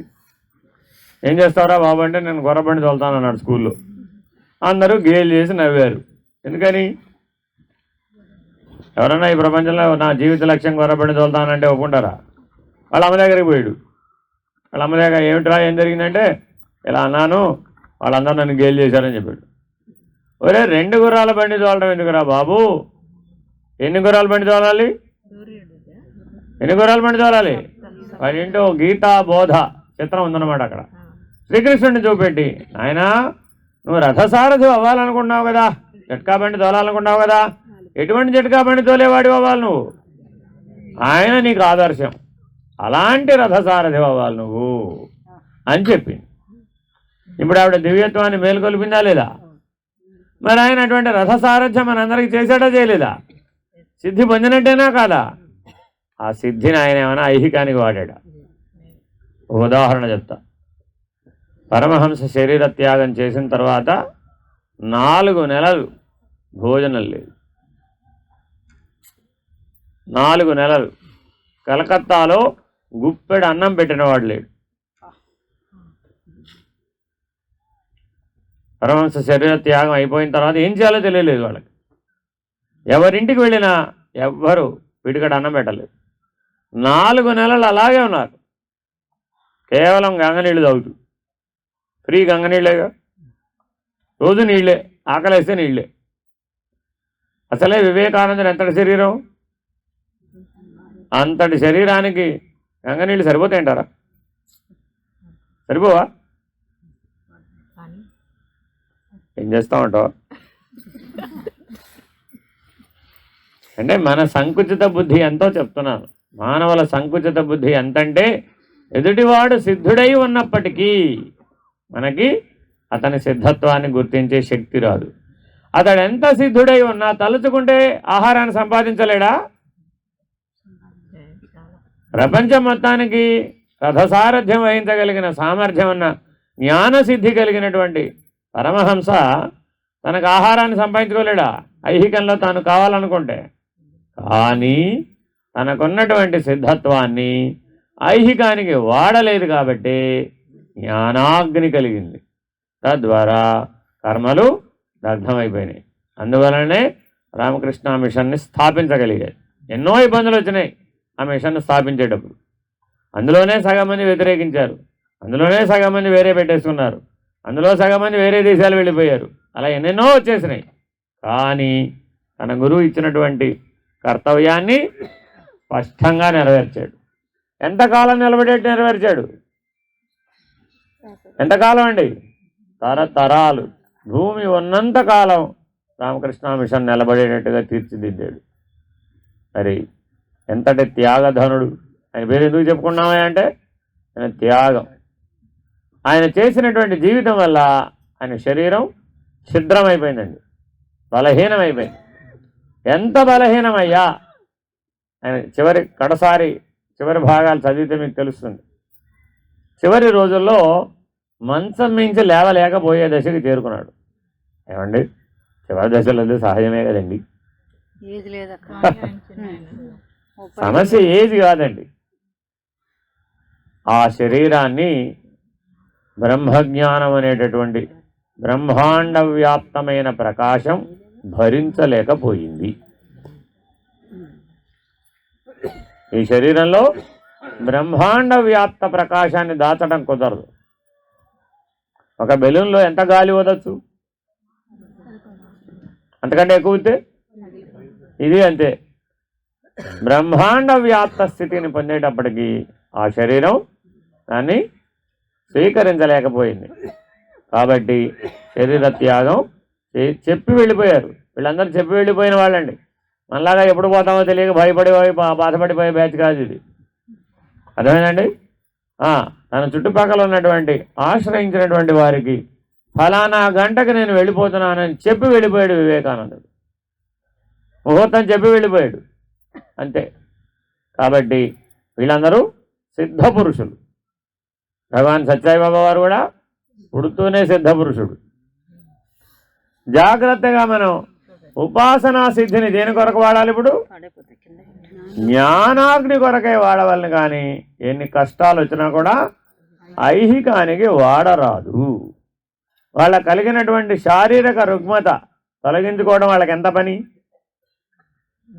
అండి. భగవాన్ రమణులకి సర్కోమా వచ్చింది చేతి మీద, తొలగించుకోవడం ఆయన ఎంత పని? చిన్న పనేనా కాదా? కానీ వాడారా? వాడలేదు. ఎందుకని? వాడకూడదు అంతే. వాడితే ఏమవుతావు? కాబట్టి మనమేమో కొంచెం లభిస్తే కొంచెం కాసేపటి తర్వాత ఏం జరుగుతుందో తెలిసే చాలు, ఇక నేల మీద ఉండండి వాడు. మీ అందరికీ ఉపాసన చేసే కొద్దీ మీలో కొన్ని మనస్సు సూక్ష్మమైనటువంటి స్థితికి చేరి కొన్ని అంశాలు తెలుస్తూ ఉంటాయి. తెలిసినంత మాత్రం ఇప్పుడు ఏమిటైంది? కానీ అది ఎటు తిరిగిపోతుంది. ఇక నన్ను మించిన వాళ్ళు లేడనుకున్నాడు, అంతే అయిపోతుంది. కాబట్టి చాలా జాగ్రత్తగా ఉండాలి. ఐహికం వైపు తిరగకూడదు. నిర్వాసనేన మౌనేన స్థిరాయాం సహజ స్థితౌ జ్ఞానీ జ్ఞానినమాత్మానం నిస్సందేహ సమర్థయేత్. వాసనారహితమగు ముని యొక్క భావమగు మౌనము చేత సహజమగు స్థితి స్థిరము కాగా జ్ఞాని తనను సందేహము లేక జ్ఞానిగా నిశ్చయించుకొనగలడు. మనం బొట్టు సరిగ్గా పెట్టుకున్నామో లేదో తెలియాలంటే ఎందులో చూడాలి? అర్థం ఉండాల్సిందేనా? మరి తాను జ్ఞానిని నిర్ణయించుకోవాలంటే ఏం చేయాలి? వాసనారహితము నిర్వాసనా మౌనం అనే అద్దంలో చూడాలట. ఏ అద్దంలో చూడాలండి? నిర్వాసనా మౌనం అనే అద్దంలో తనను తాను చూసుకొని తాను జ్ఞానినని తానే నిర్ణయించుకోను. ఫినిష్డ్. అందుకని స్వయం బ్రహ్మమయో భవేత్. నీవు బ్రహ్మమని ఎలా తెలుసుకుంటావు? బ్రహ్మముగా ఉండి స్వయం. ఎవరో ఒకరు వచ్చి నువ్వు బ్రహ్మం అయిపోయావు పో అని సర్టిఫికేట్ రాసి ఇవ్వాలంటావా?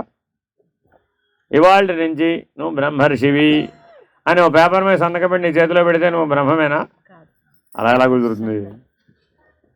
ఇవి సర్టిఫికేట్తో వ్యవహారం కాదు. ఇది ఏమవ్వాలి? స్వయం బ్రహ్మమయో భవేత్.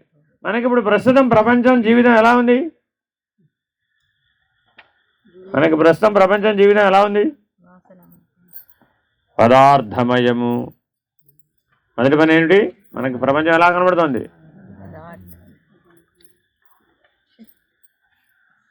దాటితే పదార్థం దాటితే వాసనామయం. అప్పుడే శక్తిమయం దాకా రావు. పదార్థం తర్వాత ఏమిటుంది? ఆ పదార్థమునందున్న అపేక్ష. వాసన అంటే ఏమిటి? అపేక్ష. పులిహారలో ఇంగు వేస్తే బాగుంటుంటారా బాగుంటుంటారా? ఏమండి, పులిహారలో ఇంగు వేస్తే బాగుంటుందంటారా బాగోదంటారా? ఇంగువ కంటే బెల్లం వేస్తే ఇంకా బాగుంటుంది. దేని బట్టి చెప్పాము ఇప్పుడు ఇదంతా? వాసన, అపేక్ష, అంతకుమించి ఏమీ లేదండి. అర్థమైందా? చక్కెర పొంగలిలో పటిక బెల్లం పలుకులు వేయాలా అక్కర్లేదా? వేయాల్సిందేనా? అరే రే, ద్రవ్యమయం వాసనామయం. అర్థమైందండి? స్థూలమంతా ద్రవ్యమయం, సూక్ష్మమంతా వాసనామయం. దాటితే, ఈ రెండు దాటితే, ద్రవ్యమయాన్ని వాసనామయాన్ని దాటితే అప్పుడేమిటి? మాయామయం. దాటితే ఏమిటండి? మాయామయం. మాయామయం అంటే అంతా గుణాలే, మూడు గుణాలే మాయ. అర్థమైందండి? ఆ వాసనే నీకెందుకుందండి? ఈవిడ ఈ జన్మలో డాక్టర్ ఎందుకైంది, యాక్టర్ ఎందుకు కావలేదు? మీరు ఈ జన్మలో గృహిణిలే ఎందుకయ్యారు? ఎందుకు ఉద్యోగం చేయలేదు? ఆవిడ ఉద్యోగం ఎందుకు చేసింది, గృహిణి ఎందుకు అవ్వలేదు? ఇలా ఎన్నైనా చెప్పుకోండి మీరు. ఈయన లాయర్ ఎందుకు అయ్యాడు, ఆయన యాక్టర్ ఎందుకు అయ్యాడు, ఈయన పోలీస్ ఎందుకు అయ్యాడు, ఆయన జడ్జి ఎందుకు అయ్యాడు, ఈయన దేశాలు పట్టుకుని ఎందుకు తిరుగుతున్నాడు? ప్రపంచం ఏ పేరన్నా చెప్పుకోండి. ఏ కర్మ, ఏ వ్యవహారం జనన నుంచి మరణం దాకా ద్రవ్యమయం, వాసనామయం, మాయామయం. ఈ మూడే ఎటు తిప్పి చూడండి మీరు, ఎన్ని తిరగేసినా ఇంతే విషయం. అర్థమైందండి? పిల్లలు పుట్టారు, వాసనామయం. పిల్లలు పుట్టలేదు, వాసనామయం. కళ్యాణం అయ్యింది, వాసనామయమే. అసలు ఎంత ప్రయత్నం చేసినా కళ్యాణం కాలేదు, వాసనామయం. 70 ఏళ్ళు వచ్చినాయి, అయినా కళ్యాణ భ్రాంతి విడవలేదు. ఇప్పుడేమిటి? మాయామయం. అర్థమైందండి? నేను ఒకరితో 2 ఏళ్ళు కలిసి పనిచేశాను. వారి దగ్గర ఒక ఆయన ఉండేవారు, ఆయనకు 68 ఏళ్ళు. ఏమండి, నాకు ఎవరైనా కాస్త తగిన వాడిని చూసి పెట్టండి, మీకు చాలామంది తెలుసు కదా అంటుంటాడు రోజు. 68 ఏళ్ళ వాడికి నేను ఇప్పుడు పెళ్లి కుమార్తెను ఎక్కడ చూసేది? ఏమని చెప్పాలి ఇప్పుడు ఆయనకి నేను? అదే చెప్పి నన్ను వచ్చి అడిగాడు, నేనేం చేస్తానండి బాబు? ఈ ప్రపంచంలో నేను చేయని పని ఏమిటంటే పెళ్లి కుమార్తెను వెతకడం, పెళ్లి కుమారుని వెతకడం. నేను ఎవరికి వెతకను. ఎందుకని? అది ద్రవ్యమయం, వాసనామయం, మాయామయం. దాంట్లో మన ప్రమేయం ఏముంది అసలు? మనతో పనిలే అది. అది స్విచ్ చేస్తే మోగే అలారం లాంటిది. మీరు అలారం సెట్ చేసుకున్నారండి, దానికోసం మీరు ఏమైనా ప్రయత్నం చేయాలా? అవసరం లేదు. దాని టైం వస్తే మోగుతుంది అంతే. ఇది కూడా అంతే. కాబట్టి మన జీవితం అంతా కూడా జనన మరణాలు కూడా స్విచ్ చేస్తే మోగే అలారం. That's all. టైం వచ్చింది, అలారం మోగింది, అయిపోయింది, వెళ్ళిపోవడమే. కాబట్టి జనన మరణాలు కూడా దేంట్లోకి వచ్చేసినాయి? ద్రవ్యమయం, వాసనామయం, మాయామయం. దాటితే దాటితే దాటితే దాటితే దాటితే మాయను దాటితే ఈశ్వరమయం. మాయాధిష్టానంతు ఈశ్వర. మాయకు అధిష్టానం ఎవరు? ఈశ్వరుడు. ఈశ్వరమయం. అప్పుడేమైపోయిందంతా? ఈ సృష్టి అంతా ఈశ్వరుడే. ఏమండి, కుక్క గారు ఈశ్వరుడేనా? విద్యాప్రకాశానంద గిరి స్వామి వారు ఉపన్యాసాలు వింటే చెప్తుంటారు, ఏమండి కుక్క గారు బాగున్నారా అని పలకరించాలట. ఎందుకని? ఈశ్వరమయం కదా. ఏ భో రా అని ఏకవచనంలో పలాలి, నువ్వెవరివి? అర్థమైందండి? ఏమండి కోతి గారు బాగున్నారా? అరే రే, ఆంజనేయ స్వామిని ఆరాధిస్తావా? ఇక్కడికి వచ్చేమో రాళ్ళు వేసి కొడతావా? అక్కడేమో భైరవుడు అని పూజిస్తావా? ఇక్కడేమో రాళ్ళు వేసి కొడతావా? ఎంత అన్యాయం అండి. అర్థమైందండి? కాబట్టి ఎవరైతే ఈశ్వరమయమో వాడికి ఈ మూడు పని చెయ్యవు. ఈ మూడు పని చేస్తున్నంత కాలం ఎప్పటికీ నీకు అది ఈశ్వరమయం కాదు, సందేహం లేదు అందులో. కాబట్టి చాలా జాగ్రత్తగా అధిగమించాలట. ఎన్ని స్టేజ్లు వచ్చాం మనం ఇప్పుడు? ద్రవ్యమయం, వాసనామయం, మాయామయం, ఈశ్వరమయం. ఇక్కడి నుంచి మౌనం వస్తుందండి. ఎవరికైతే ఈశ్వరమయం అయిపోయిందో ఈ సృష్టి అంతా, వాడు మౌని. వాడికి ఇక మనసు పనిచేయదు, వాడికి మనసు లేదుగా. మనసు ఏమైపోయింది ఇప్పుడు? ఈశ్వరుడుగా మారిపోయింది. అంతఃకరణం ఏమైపోయింది? ఈశ్వరుడుగా మారిపోయింది. అది విషయమయమైనటువంటి వాసనామయమైనటువంటి స్ఫూర్తిని, స్ఫురణని ఇవ్వలేదు. టైం ఎంత అయిందమ్మా? 9:45.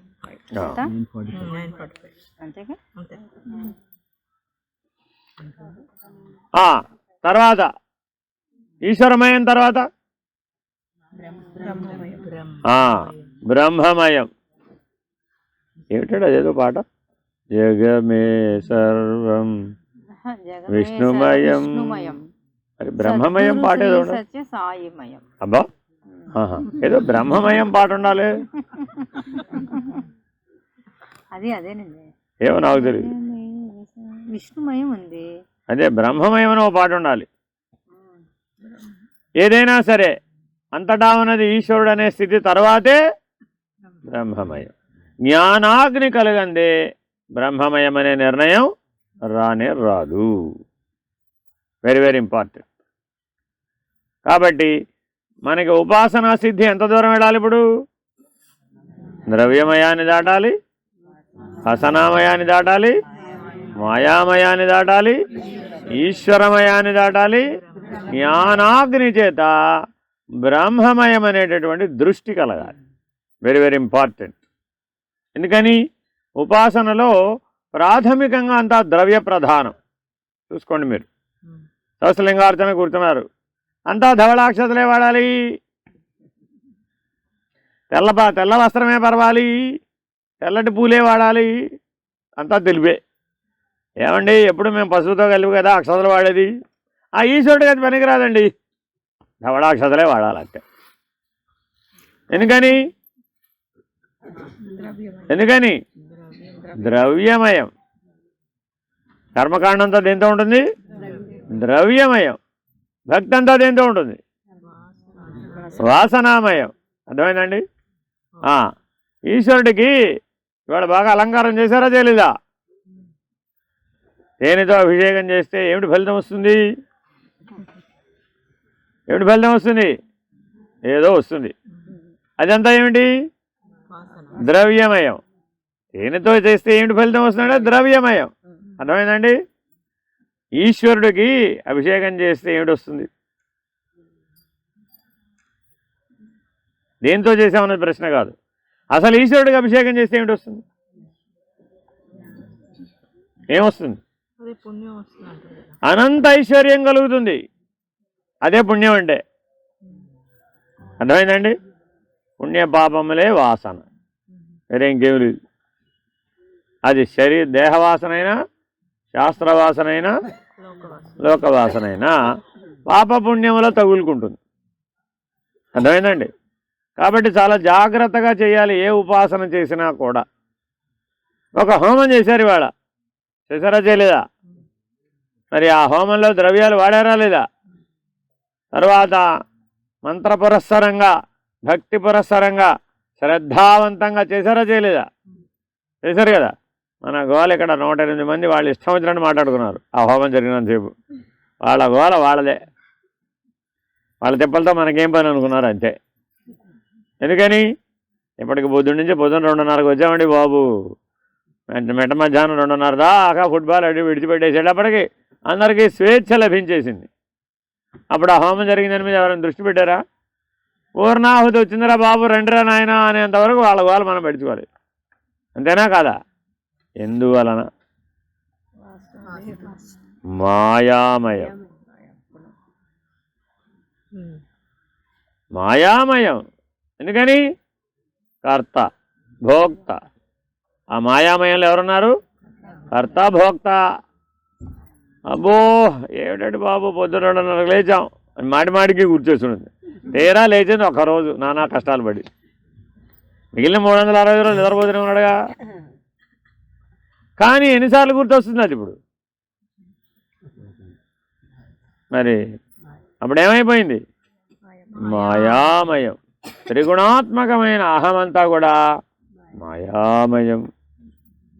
ఏ పనిలో అయినా సరే ఆ కర్తాభోక్త వచ్చి కూర్చుంటుంది. నేను లేకపోతే నీ కారు ఎవరు కనిపెట్టారో తెలుసా నీకు?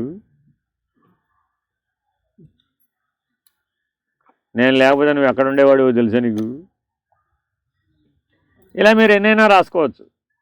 మీ మనసు చెప్పే ఏ డైలాగ్ అయినా సరే దేంట్లోకి వచ్చేస్తుంది? మనసన్న మాయన్న ఎరుకన్నా లేనివి కదా. ఎవరికి? బ్రహ్మమయుడైతే. ఎవరికి సత్యం అది?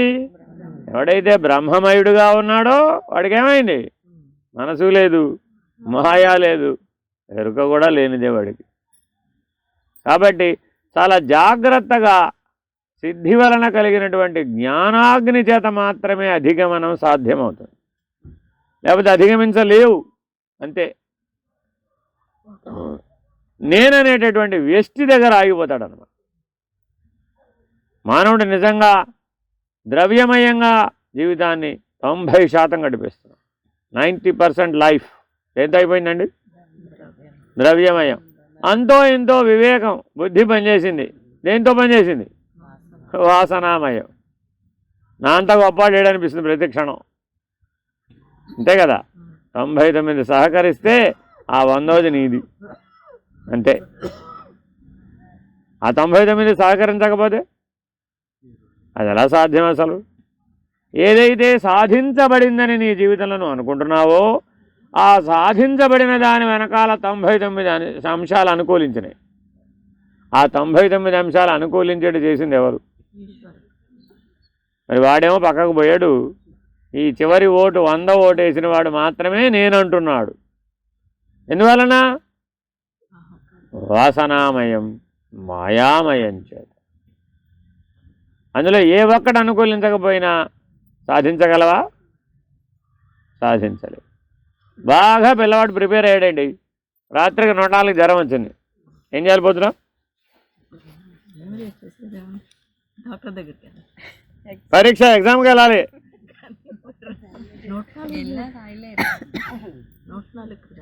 ఏమైనా సరే యాన్యువల్ ఎగ్జామ్ కదా, సంవత్సరం వేస్ట్ అయిపోతుంది. డాక్టర్ దగ్గరికి వెళ్ళాలా? ఎగ్జామ్కి వెళ్ళాలా? డాక్టర్ దగ్గరికి వెళ్ళాలా? ఎగ్జామ్కి వెళ్ళాలా? నీ సిద్ధిని బట్టి ఉంటుంది, నీ బలాన్ని బట్టి ఉంటుంది. అదిగో అర్థమైందండి? దేన్ని బట్టి ఉంటుంది? నీ బలాన్ని బట్టి ఉంటుంది. నీలో ఆ సిద్ధి ఉంది, బలం ఉంది, ఏం పర్వాలేదండి. అదే రాసేస్తాను. ఎంత గంటన్నర ఫటాఫట్. 2.5 గంటలు అవసరంలే వాడికి. ఎందుకని? సిద్ధి, జ్ఞానసిద్ధి ఉంది వాడికి. 1 గంటలో రాసేదలు పారేస్తాడు అంతే. మిగిలిన వాళ్ళని 2.5 గంటలు రాయవచ్చు, వాడికి అవసరం లేదు. అలాగే జ్ఞానాగ్ని పొందినటువంటి వాడికి ఎటువంటి కర్మ అయినా సరే ఆ జ్ఞానాగ్నిలో దగ్ధమైపోతుంది. వాడిని బలహీనపరచగలిగేటటువంటి వాసన కానీ కర్మ కానీ విషయం కానీ లేనే లేదు. ఎవరైతే ఉన్నదంతా బ్రహ్మమని ఊరకున్నాడో వాడికి ఒక మౌన దీక్ష ఉందట. ఏమిటా మౌన దీక్ష? నిర్వాసనా మౌన దీక్ష. ఏంటండి అది? మహావాక్యాలు ఇక్కడ కొంతమందికి ఉన్నాయి, నాకు తెలియక చాలామందికి ఉండొచ్చు. ఈ మహావాక్యాలు ఉన్న వాళ్ళకు ఉండవలసినటువంటి దీక్ష నిర్వాసనా మౌనం. అప్పుడే అది పనిచేస్తుంది. అది పనిచేస్తుంది. ఎవరికైతే నిత్య జీవితంలో నిర్వాసనా మౌనం లేదు వాళ్ళకి మహావాక్యాలు ఫలించవు.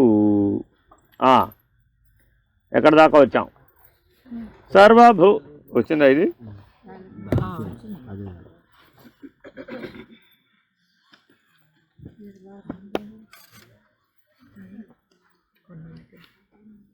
ఏదో హలో అక్కడెక్కడో ఆఫ్ అయిపోయింది. సరే.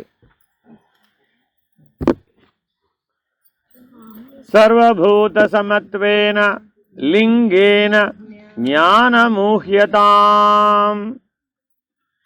సర్వభూతములయందు పక్షపాతము లేక మెలగుటయను గుర్తుచేత జ్ఞానమున్నదని ఊహింపవలయును. సర్వభూతములయందు పక్షపాతము లేక మెలగుటయను గుర్తుచేత ఒకనికి జ్ఞానమున్నదని ఊహింపవలయును. ప్రశ్న ఏమిటండి దీనికి? జ్ఞానిని ఎలా గుర్తించాలి? దానికి సమాధానంగా చెప్తున్నారు. ఎవరికైతే పక్షపాతం లేదు. పక్షపాతం అంటే ఏంటండి? పక్షపాతం అంటే ఏమిటి? ఒకవైపు పక్షపాతం అంటే ఏమిటి? ఒకే వైపు మీ వాళ్ళు అంటే నీకేమో అంత ఎక్కువ, మా వాళ్ళే అంత తక్కువ. ఈ గొడవ పెళ్ళైన దగ్గర నుంచి వాడికి నానా కష్టాలు తెచ్చి పెడుతూనే ఉంటుంది. అంతకుముందు ఆ గోళ ఉండదు వాడికి. బ్రహ్మచారి హాయిగా ఏక్ సుఖి బాగానే ఉన్నాడు, వాడిని ఎవరు అడిగేవాళ్ళు. పెళ్ళైన దగ్గర నుంచి ఇప్పుడు మొదటి రోజు నుంచి ఇప్పుడు ఒకటే ప్రశ్న, మీ వాళ్ళు ఎక్కువ మా వాళ్ళు ఎక్కువ. గోల అదే గోల. ఎప్పటిదాకా అంటే సన్యాసం పుచ్చుకునేదాకా. అంతటితో గోల వదిలిపోయి. అర్థమైందండి? అంటే అర్థం అవ్వడం కోసం అని చెప్తున్నా మీకు. ఎక్కడ పుచ్చుకోవాలి ఇప్పుడు సన్యాసం? పక్షపాతము లేక. అంటే పోటీ ఎక్కడ పడుతుందంటే ఇంద్రియ సహితం ఇంద్రియాతీతం. మనం ఎంతసేపు ఎటువైపు ఓటేస్తున్నాం? ఇంద్రియ సహితం. పక్షపాతం అటువైపు మనకి. ఎందుకంటే అవి లేకపోతే నేను లేను కదా. అవి ఉన్నంతసేపే నేను ఉన్నాను కదా. నాకు సుఖాన్ని ఇస్తోంది ఏమిటి? ఇంద్రియాలే. నాకు ఆనందాన్ని ఇస్తోంది ఏమిటి? ఇంద్రియాలే. కాబట్టి నేను ఎవరి పక్షంలో ఉండాలి? ఇంద్రియాల పక్షంలో ఉండాలి. అప్పుడు కౌరవులు అయిపోయాయి. మనంతా ఎవరిలో చేరిపోయినప్పుడు కౌరవులు. వాళ్ళు ఏ పక్షంలో ఉన్నారు? ఇంద్రియాలు. ఇంద్రియ సహితమైన పక్షంలో ఉన్నారు. లేకపోతే అక్కడెక్కడో వాళ్ళు వనవాసం చేసే వాళ్ళ దగ్గరికి ఈ దుర్యోధనుడు గారు రాచమర్యాదలతో అక్కడికి వెళ్ళి ఈయన రాజభోగాలన్నీ వాళ్ళ ముందు చూపెట్టి వాళ్ళని బాధించాలని అనుకోవడం కుచితమైన బుద్ధి కాదు. అంతేనా కాదా? అక్కడికి వెళ్ళిన వాడు సరిగ్గా ఉండవచ్చు కదా. ఆ గంధర్వుడితో ఈయనకి ఎందుకు తగాదా? ఏం చేశాడు? వెళ్ళి వాడితో తగాదా పెట్టుకున్నాడు. వాడేం చేశాడు? ఒక దెబ్బకు ఓడించి ప్రధాని కట్టి లాక్కుపోయాడు. అర్థమైందండి? ఇప్పుడు మరి ఇదంతా దేని వల్ల జరిగింది? పక్షపాతం. అర్థమైందండి? భారతంలో చదివితే ప్రతి పాత్రలో కూడా ఈ పక్షపాతం ఉన్నట్టు కనబడుతుంది. శ్రీకృష్ణుడు ఎవరి పక్షపాతం? ఎవరి పక్షపాతం? పాండవ పక్షపాతి అని మనం పేరెట్టిసాం. ఆయనకి పోయారు. ఎందుకని? వాళ్ళ వైపు ఉన్నాడని. అవునా కాదా? ఆ మాట గాంధారి కూడా అంది చివరికి. నువ్వు తలుచుకుంటే ఇదంతా జరిగేది కాదు శ్రీకృష్ణ, కానీ పాండవ పక్షపాతివై నా పిల్లలకు అన్యాయం చేశావు. ఎంతటి ఎవరన్నారు ఈ మాట? ఎన్నేళ్ళు కళ్ళకు గుండా గంటలు కట్టుకుంది. ఎన్నేళ్ళు? శతాధిక వర్షములు. మరి అంత పతివ్రత, అంత కళ్ళ గంతలు కట్టుకున్న నియమం ఉన్నటువంటి ఆవిడ పక్షపాతం లేకుండా చూడలేకపోయింది. ధృతరాష్ట్రుడు ఎవరెన్ని చెప్పినా వినడా? ఎటువైపు ఓటేశాడు? ఎలాగైనా మా అబ్బాయి మాట నేను వినాల్సిందే కదా అన్నాడు.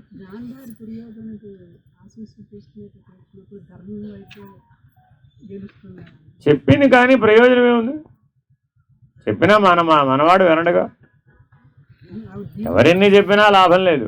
కానీ ఆవిడకి పుత్రశోకం చేత ఆ దుఃఖం కలిగింది. ఒక శోకం కలిగినప్పుడు మరి మనకి పక్షపాతం ఉండవచ్చా? అప్పుడు మరి బ్యాలెన్స్ కోల్పోయినట్టేగా. ఎక్కడెక్కడైతే పక్షపాతం వచ్చేసిందో అక్కడ మనకి ఏమైనట్టు పోయింది. ఎటువైపు పోయింది? అలా పోయింది.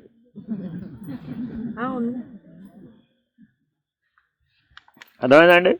కాబట్టి జ్ఞాని అంటే ఎవరు? ఇప్పుడు మహాభారతం మొత్తం మీద భీష్ముడు, శ్రీకృష్ణుడు వీళ్ళిద్దరే జ్ఞానులు. మిగిలిన వాళ్ళందరూ కూడా పక్షపాతం ఉన్నవాళ్లే. అందుకే భీష్మ గీత ఉన్నది. అలాగే పరమాత్మ చెప్పిన భగవద్గీత ఉంది. అలాగే సనత్ సుజాతుడు చెప్పినటువంటి సనత్ సుజాతీయం అనే గీత కూడా ఉంది. ఇలా మహానుభావులు చెప్పినటువంటి పక్షపాత రహితంగా చెప్పినవే తర్వాత కాలాలలో మనకి జ్ఞాన దర్శనానికి ఉపయోగపడుతున్నాయి. కాబట్టి సర్వభూతముల యందు, సర్వభూతములంటే 84 లక్షల జీవరాశి సర్వభూతములు అంటే పంచభూతాలు. ఇంతకీ శ్రీకృష్ణుడు మధురా నగరానికి వెళ్ళినప్పుడు ఎంత ఆయన వయసు? 8 సంవత్సరాలు. బాలుడు కదా, ఏమో నాకు తెలియదు. బాలుడే. వెళ్ళిన వాడు వెళుతూ వెళుతూ సరాసరి వెళ్ళొచ్చు కదా, మధ్యలో కుబ్జ కనబడితే ఆగడం ఎందుకండి? ప్రకృతి నియమాలను ఉల్లంఘించి కుబ్జని ఉద్ధరించవచ్చా? పక్షపాతం ఉన్నట్టేగా.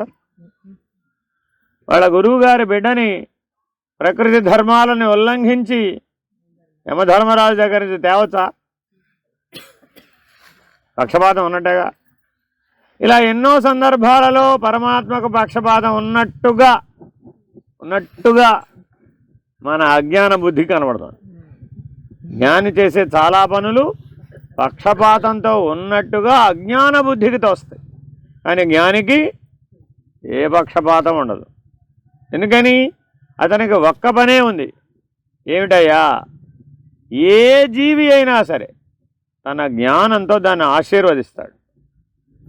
అది కుక్క లేకపోతే మరొకటా దాని ఉపాధితో అతనికి పని లేదు, లోపల ఉన్న జీవుడితోనే పని. ఇప్పుడే పుట్టిన పిల్లవాడా లేకపోతే ఇప్పుడే వెళ్ళిపోతున్నవాడా అనే భేదం లేదు అతనికి.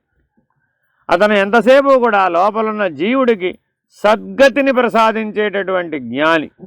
వాడికి పక్షపాతం ఉండదు. ఆ కాలంలో ఎలా ఉందో చూసుకుంటాడు ఎంతసేపు కూడా. జ్ఞాని దృష్టి ఎప్పుడైనా దేని మీద ఉంటుందండి? కాలాన్ని అనుసరించే కర్మ పనిచేస్తుంది.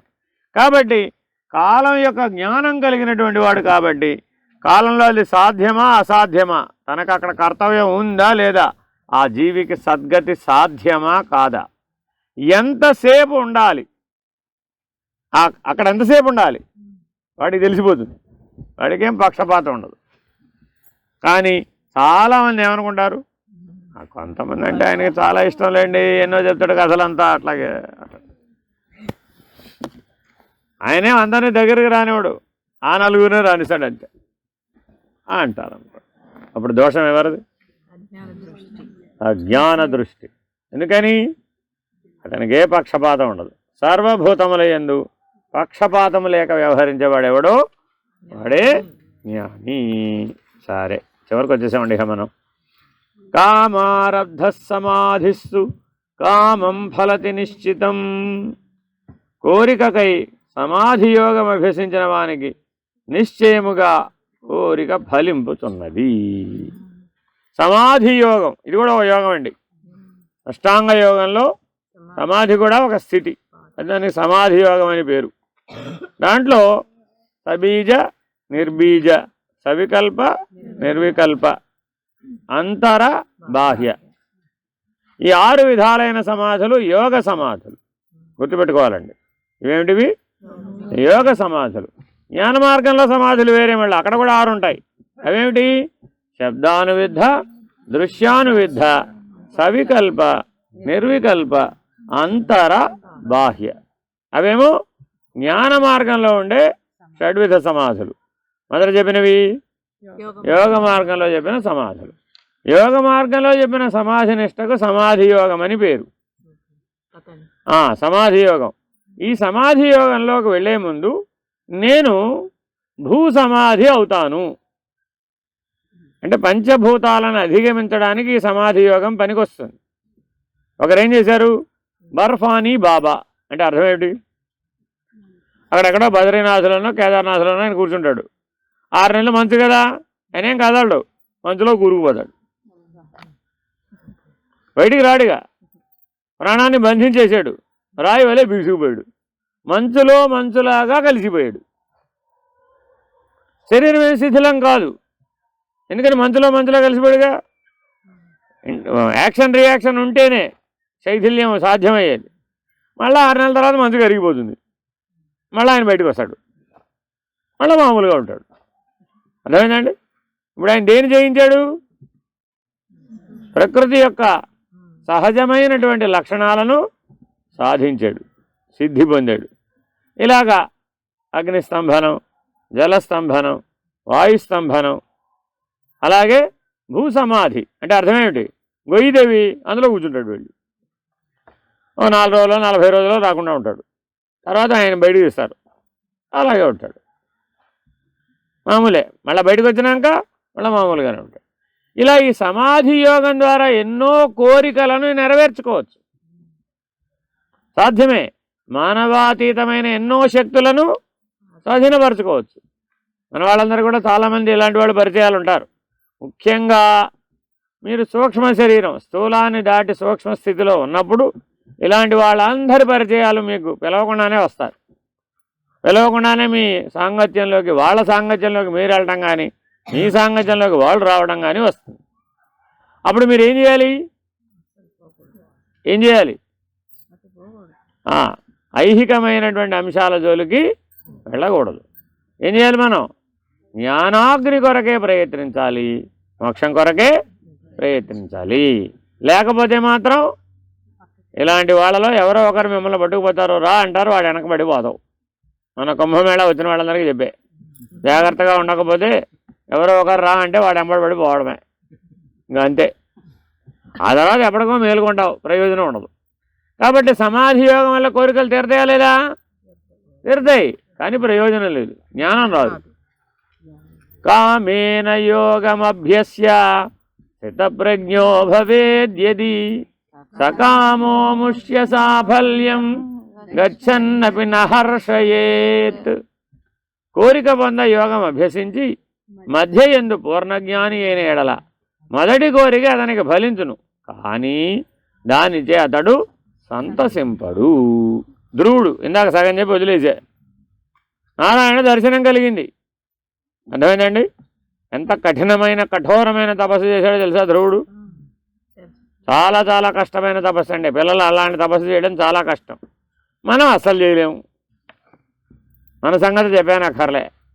అది ఆయన కొంతకాలం పాటు ఆ నిరాహారి అయి తపస్సు చేశాడట. ఆ తర్వాత నిర్జలోపవాస దీక్షతో తపస్సు చేశాడట. ఆ తర్వాత ప్రాణభుక్గా జీవించాడట. ఆ తర్వాత ప్రాణాన్ని కూడా స్వీకరించకుండా తపస్సు చేశాడు. వాయురోధనం ద్వారా తపస్సు చేశాడట 8 ఏళ్ల ధ్రువుడు. అప్పుడు నారాయణుడు ప్రత్యక్షమయ్యాడట. అంటే ఎన్ని దాటాడు? ఇప్పుడు పంచకోశాలను దాటేశాడు, అయిపోయింది. దాటేసిన తర్వాత శరీరత్రయాలు దాటేశాడు, తాపత్రయాలు దాటేశాడు, గుణత్రయాలు దాటేశాడు, అవస్థాత్ర ప్రాణభుక్ అనేవాడు అవస్థాత్రయం దాటేస్తాడు. వాడికి ప్రాణమే ఆహారం. అర్థమైందండి? వాయురోధనం అలా నిలుపుకొని ఉంచేశాడు. వాడికి పగలు రాత్రి లేదు, ఇక మెలకువ కాలాన్ని నిద్ర లేదు. ఇక వాడికి గాలి కొడితేనే, జీవహంస కిందకి దిగితేనే, ఈశ్వరహంసగానే నిలబడ్డాడు. అప్పుడేమైంది? ఇంకా అవస్థాత్రయం లేదు, పగలు రాత్రి లేదు. ఇక వాడికి సర్కాడియల్ రిథం పనిచేయదు. అలా ఎలా కుదురుతుంది? కుదురుతుంది, తపస్సుతో వీలవుతుంది. తపస్సు చేయకపోతే మనకి సామాన్యులకు కుదరదు. అర్థమైందండి? మనం అన్నీ రాసుకున్నాం. ఎవరిని స్టడీ చేసి? సామాన్యులను స్టడీ చేసి, మహానుభావులు స్టడీ చేసి కాదు. ఇంకో ఉదాహరణ చెప్తాం మీకు, అప్పుడు తెలిసిపోతుంది. దధీచి మహర్షి కొన్ని కోట్ల సంవత్సరాలు తపస్సు చేశాడు. అతని వెన్నెముక వజ్రాయుధం. ఆయన శరీరంలో ఉన్న అస్థికలన్నీ దేవతల యొక్క ఆయుధాలు. రాక్షసులు ఏం చేశారంటే, దేవతల యొక్క ఆయుధాలు ఉంటేనే కదా వాళ్ళు మాతో పోరాడేది అని ఓ రాత్రించర్లు కదా వాళ్ళు.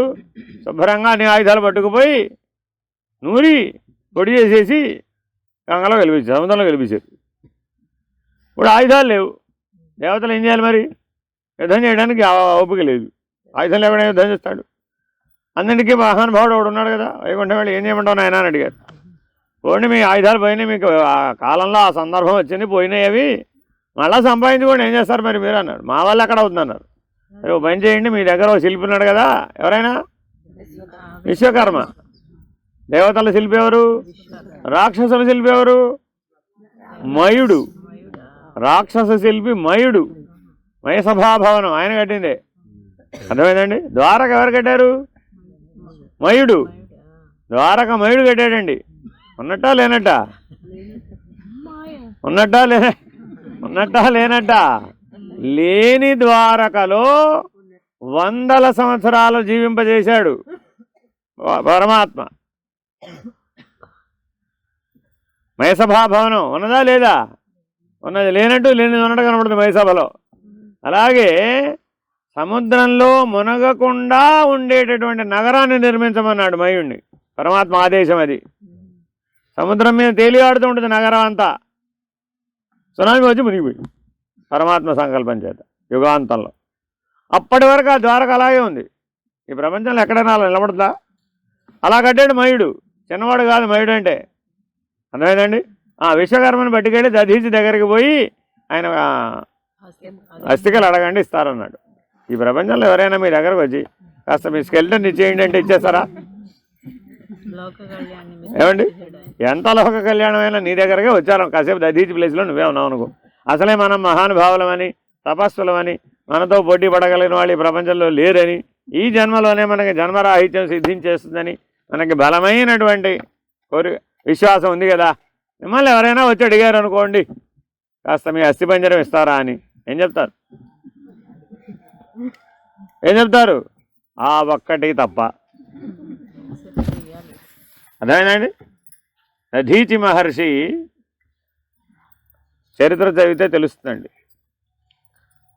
ఆయన యోగాగ్ని చేత ఆ శరీరాన్ని భస్మం అయ్యేట్టు చేశాడు. అంటే చితాగ్నిలో భస్మం అయితే కుదరదండి.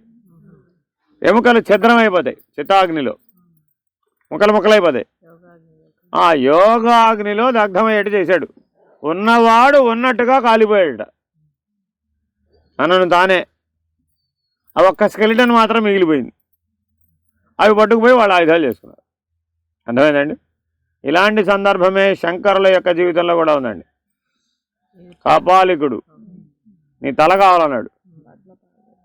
అసలు అడిగాడు ముందు నీ తల కావాలంటే ఆయన ఏమన్నాడు? ఒరే వీళ్ళందరి మధ్యలో తల అడుగుతున్నావు, వాళ్ళు నీ తల తీస్తారా బాబు? ఫలానా అప్పుడు రా, నేను ఒక్కడిగా ఒంటరిగా ఉంటాను, అప్పుడు వీళ్ళెవరు ఉండరు, అప్పుడు బడుగు బొదుగని. ఎంత ఉదార స్వభావుడు. తల పట్టుకోమని చెప్తారంటే ఎవరైనా? అడిగింది ఎవరు? కాపాలికుడు. పైగా ఉపాసకులలో ఆయన కూడా ఒకడు కదా, కానీ తామసిక ఉపాసకుడు అయినా సరే అనుగ్రహించాడు. అందుకు చెప్తున్నా, జ్ఞానికి పక్షపాతం లేదు. జ్ఞానికి ఏం పక్షపాతం ఉండదండి. శంకరులు అడిగితే మరి ఏమనాలి? శంకరులు సాక్షాత్తు కైలాస శంకరుడే. కాపాలికుడు అడిగితే ఏముంది పెద్ద విషయం ఆయనకి? అవునా కాదా? కానీ ఆయన శక్తిని ఐహికం వైపు వాడా? ఆయన సిద్ధిని వాడా? వాడలేదే. ఏ సమస్య వచ్చినా శంకరులకు భగంధర వ్యాధి ఉందండి. నిరంతరాయంగా రక్తం కారిపోయేది. There is no treatment at those days. వచ్చిందంటే ఎక్కడి నుంచి కారిపోతుంది? యానస్ నుంచి కారిపోయేది నిరంతరాయంగా. తోటకాచార్యులు పాపం అవన్నీ పట్టుకుపోయి ఉతికి తెచ్చేవాడు. మరి ఆయన పరిష్కరించుకోలేడా? ఉదాహరణ చెప్తా. కరిగే సీసమును తాగాడు కాదు. శిష్యులందరూ కూడా గురువుగారి వెంట బాగా తిరిగేశారు దేశం అంతటా. మా గురువుగారు మేము ఒకటే కదా అనుకున్నారట.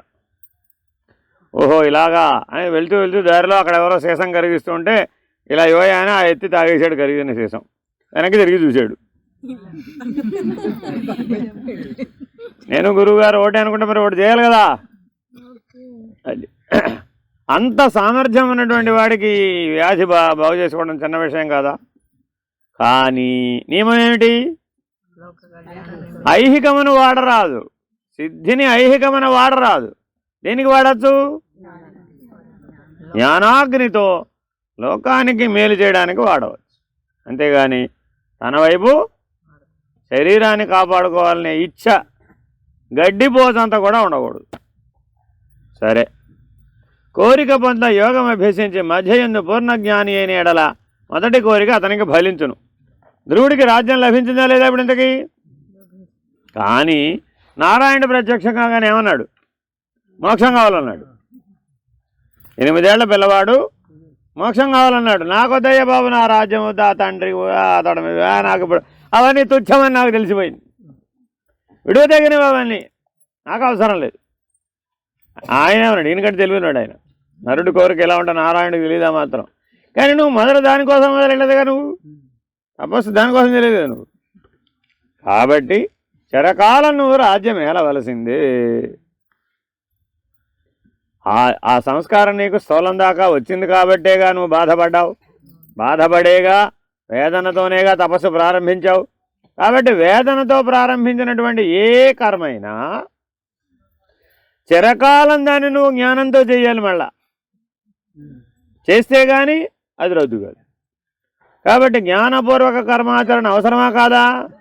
Very very important. కాబట్టి సంస్కారాలు, వాసనలు, కర్మలు, గుణాలు రద్దవ్వాలంటే తప్పక మనం ఏం చేయాలి? జ్ఞానపూర్వక కర్మాచరణ చేయాలి. మొదట కోరికలు ఫలించినప్పటికీ దాన్ని ఏం చేయాలి? కానీ దానిచే అతడు సంతసించడు. సంతసించడు అంటే దాటేశాడు సరే, మళ్ళా అది ఎంతో ఎన్ని వేల సంవత్సరాలు పరిపాలించాడు.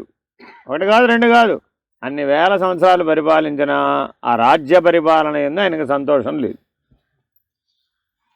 మనకండి ఒక పూట సరిగ్గా అన్నం లభించలేదండి, రెండో పూట బాగా లభించిందండి. ఏమనిపించింది? అన్నం ఏమైపోయింది అప్పుడు. కాబట్టి చాలా జాగ్రత్తగా ఉండాలట.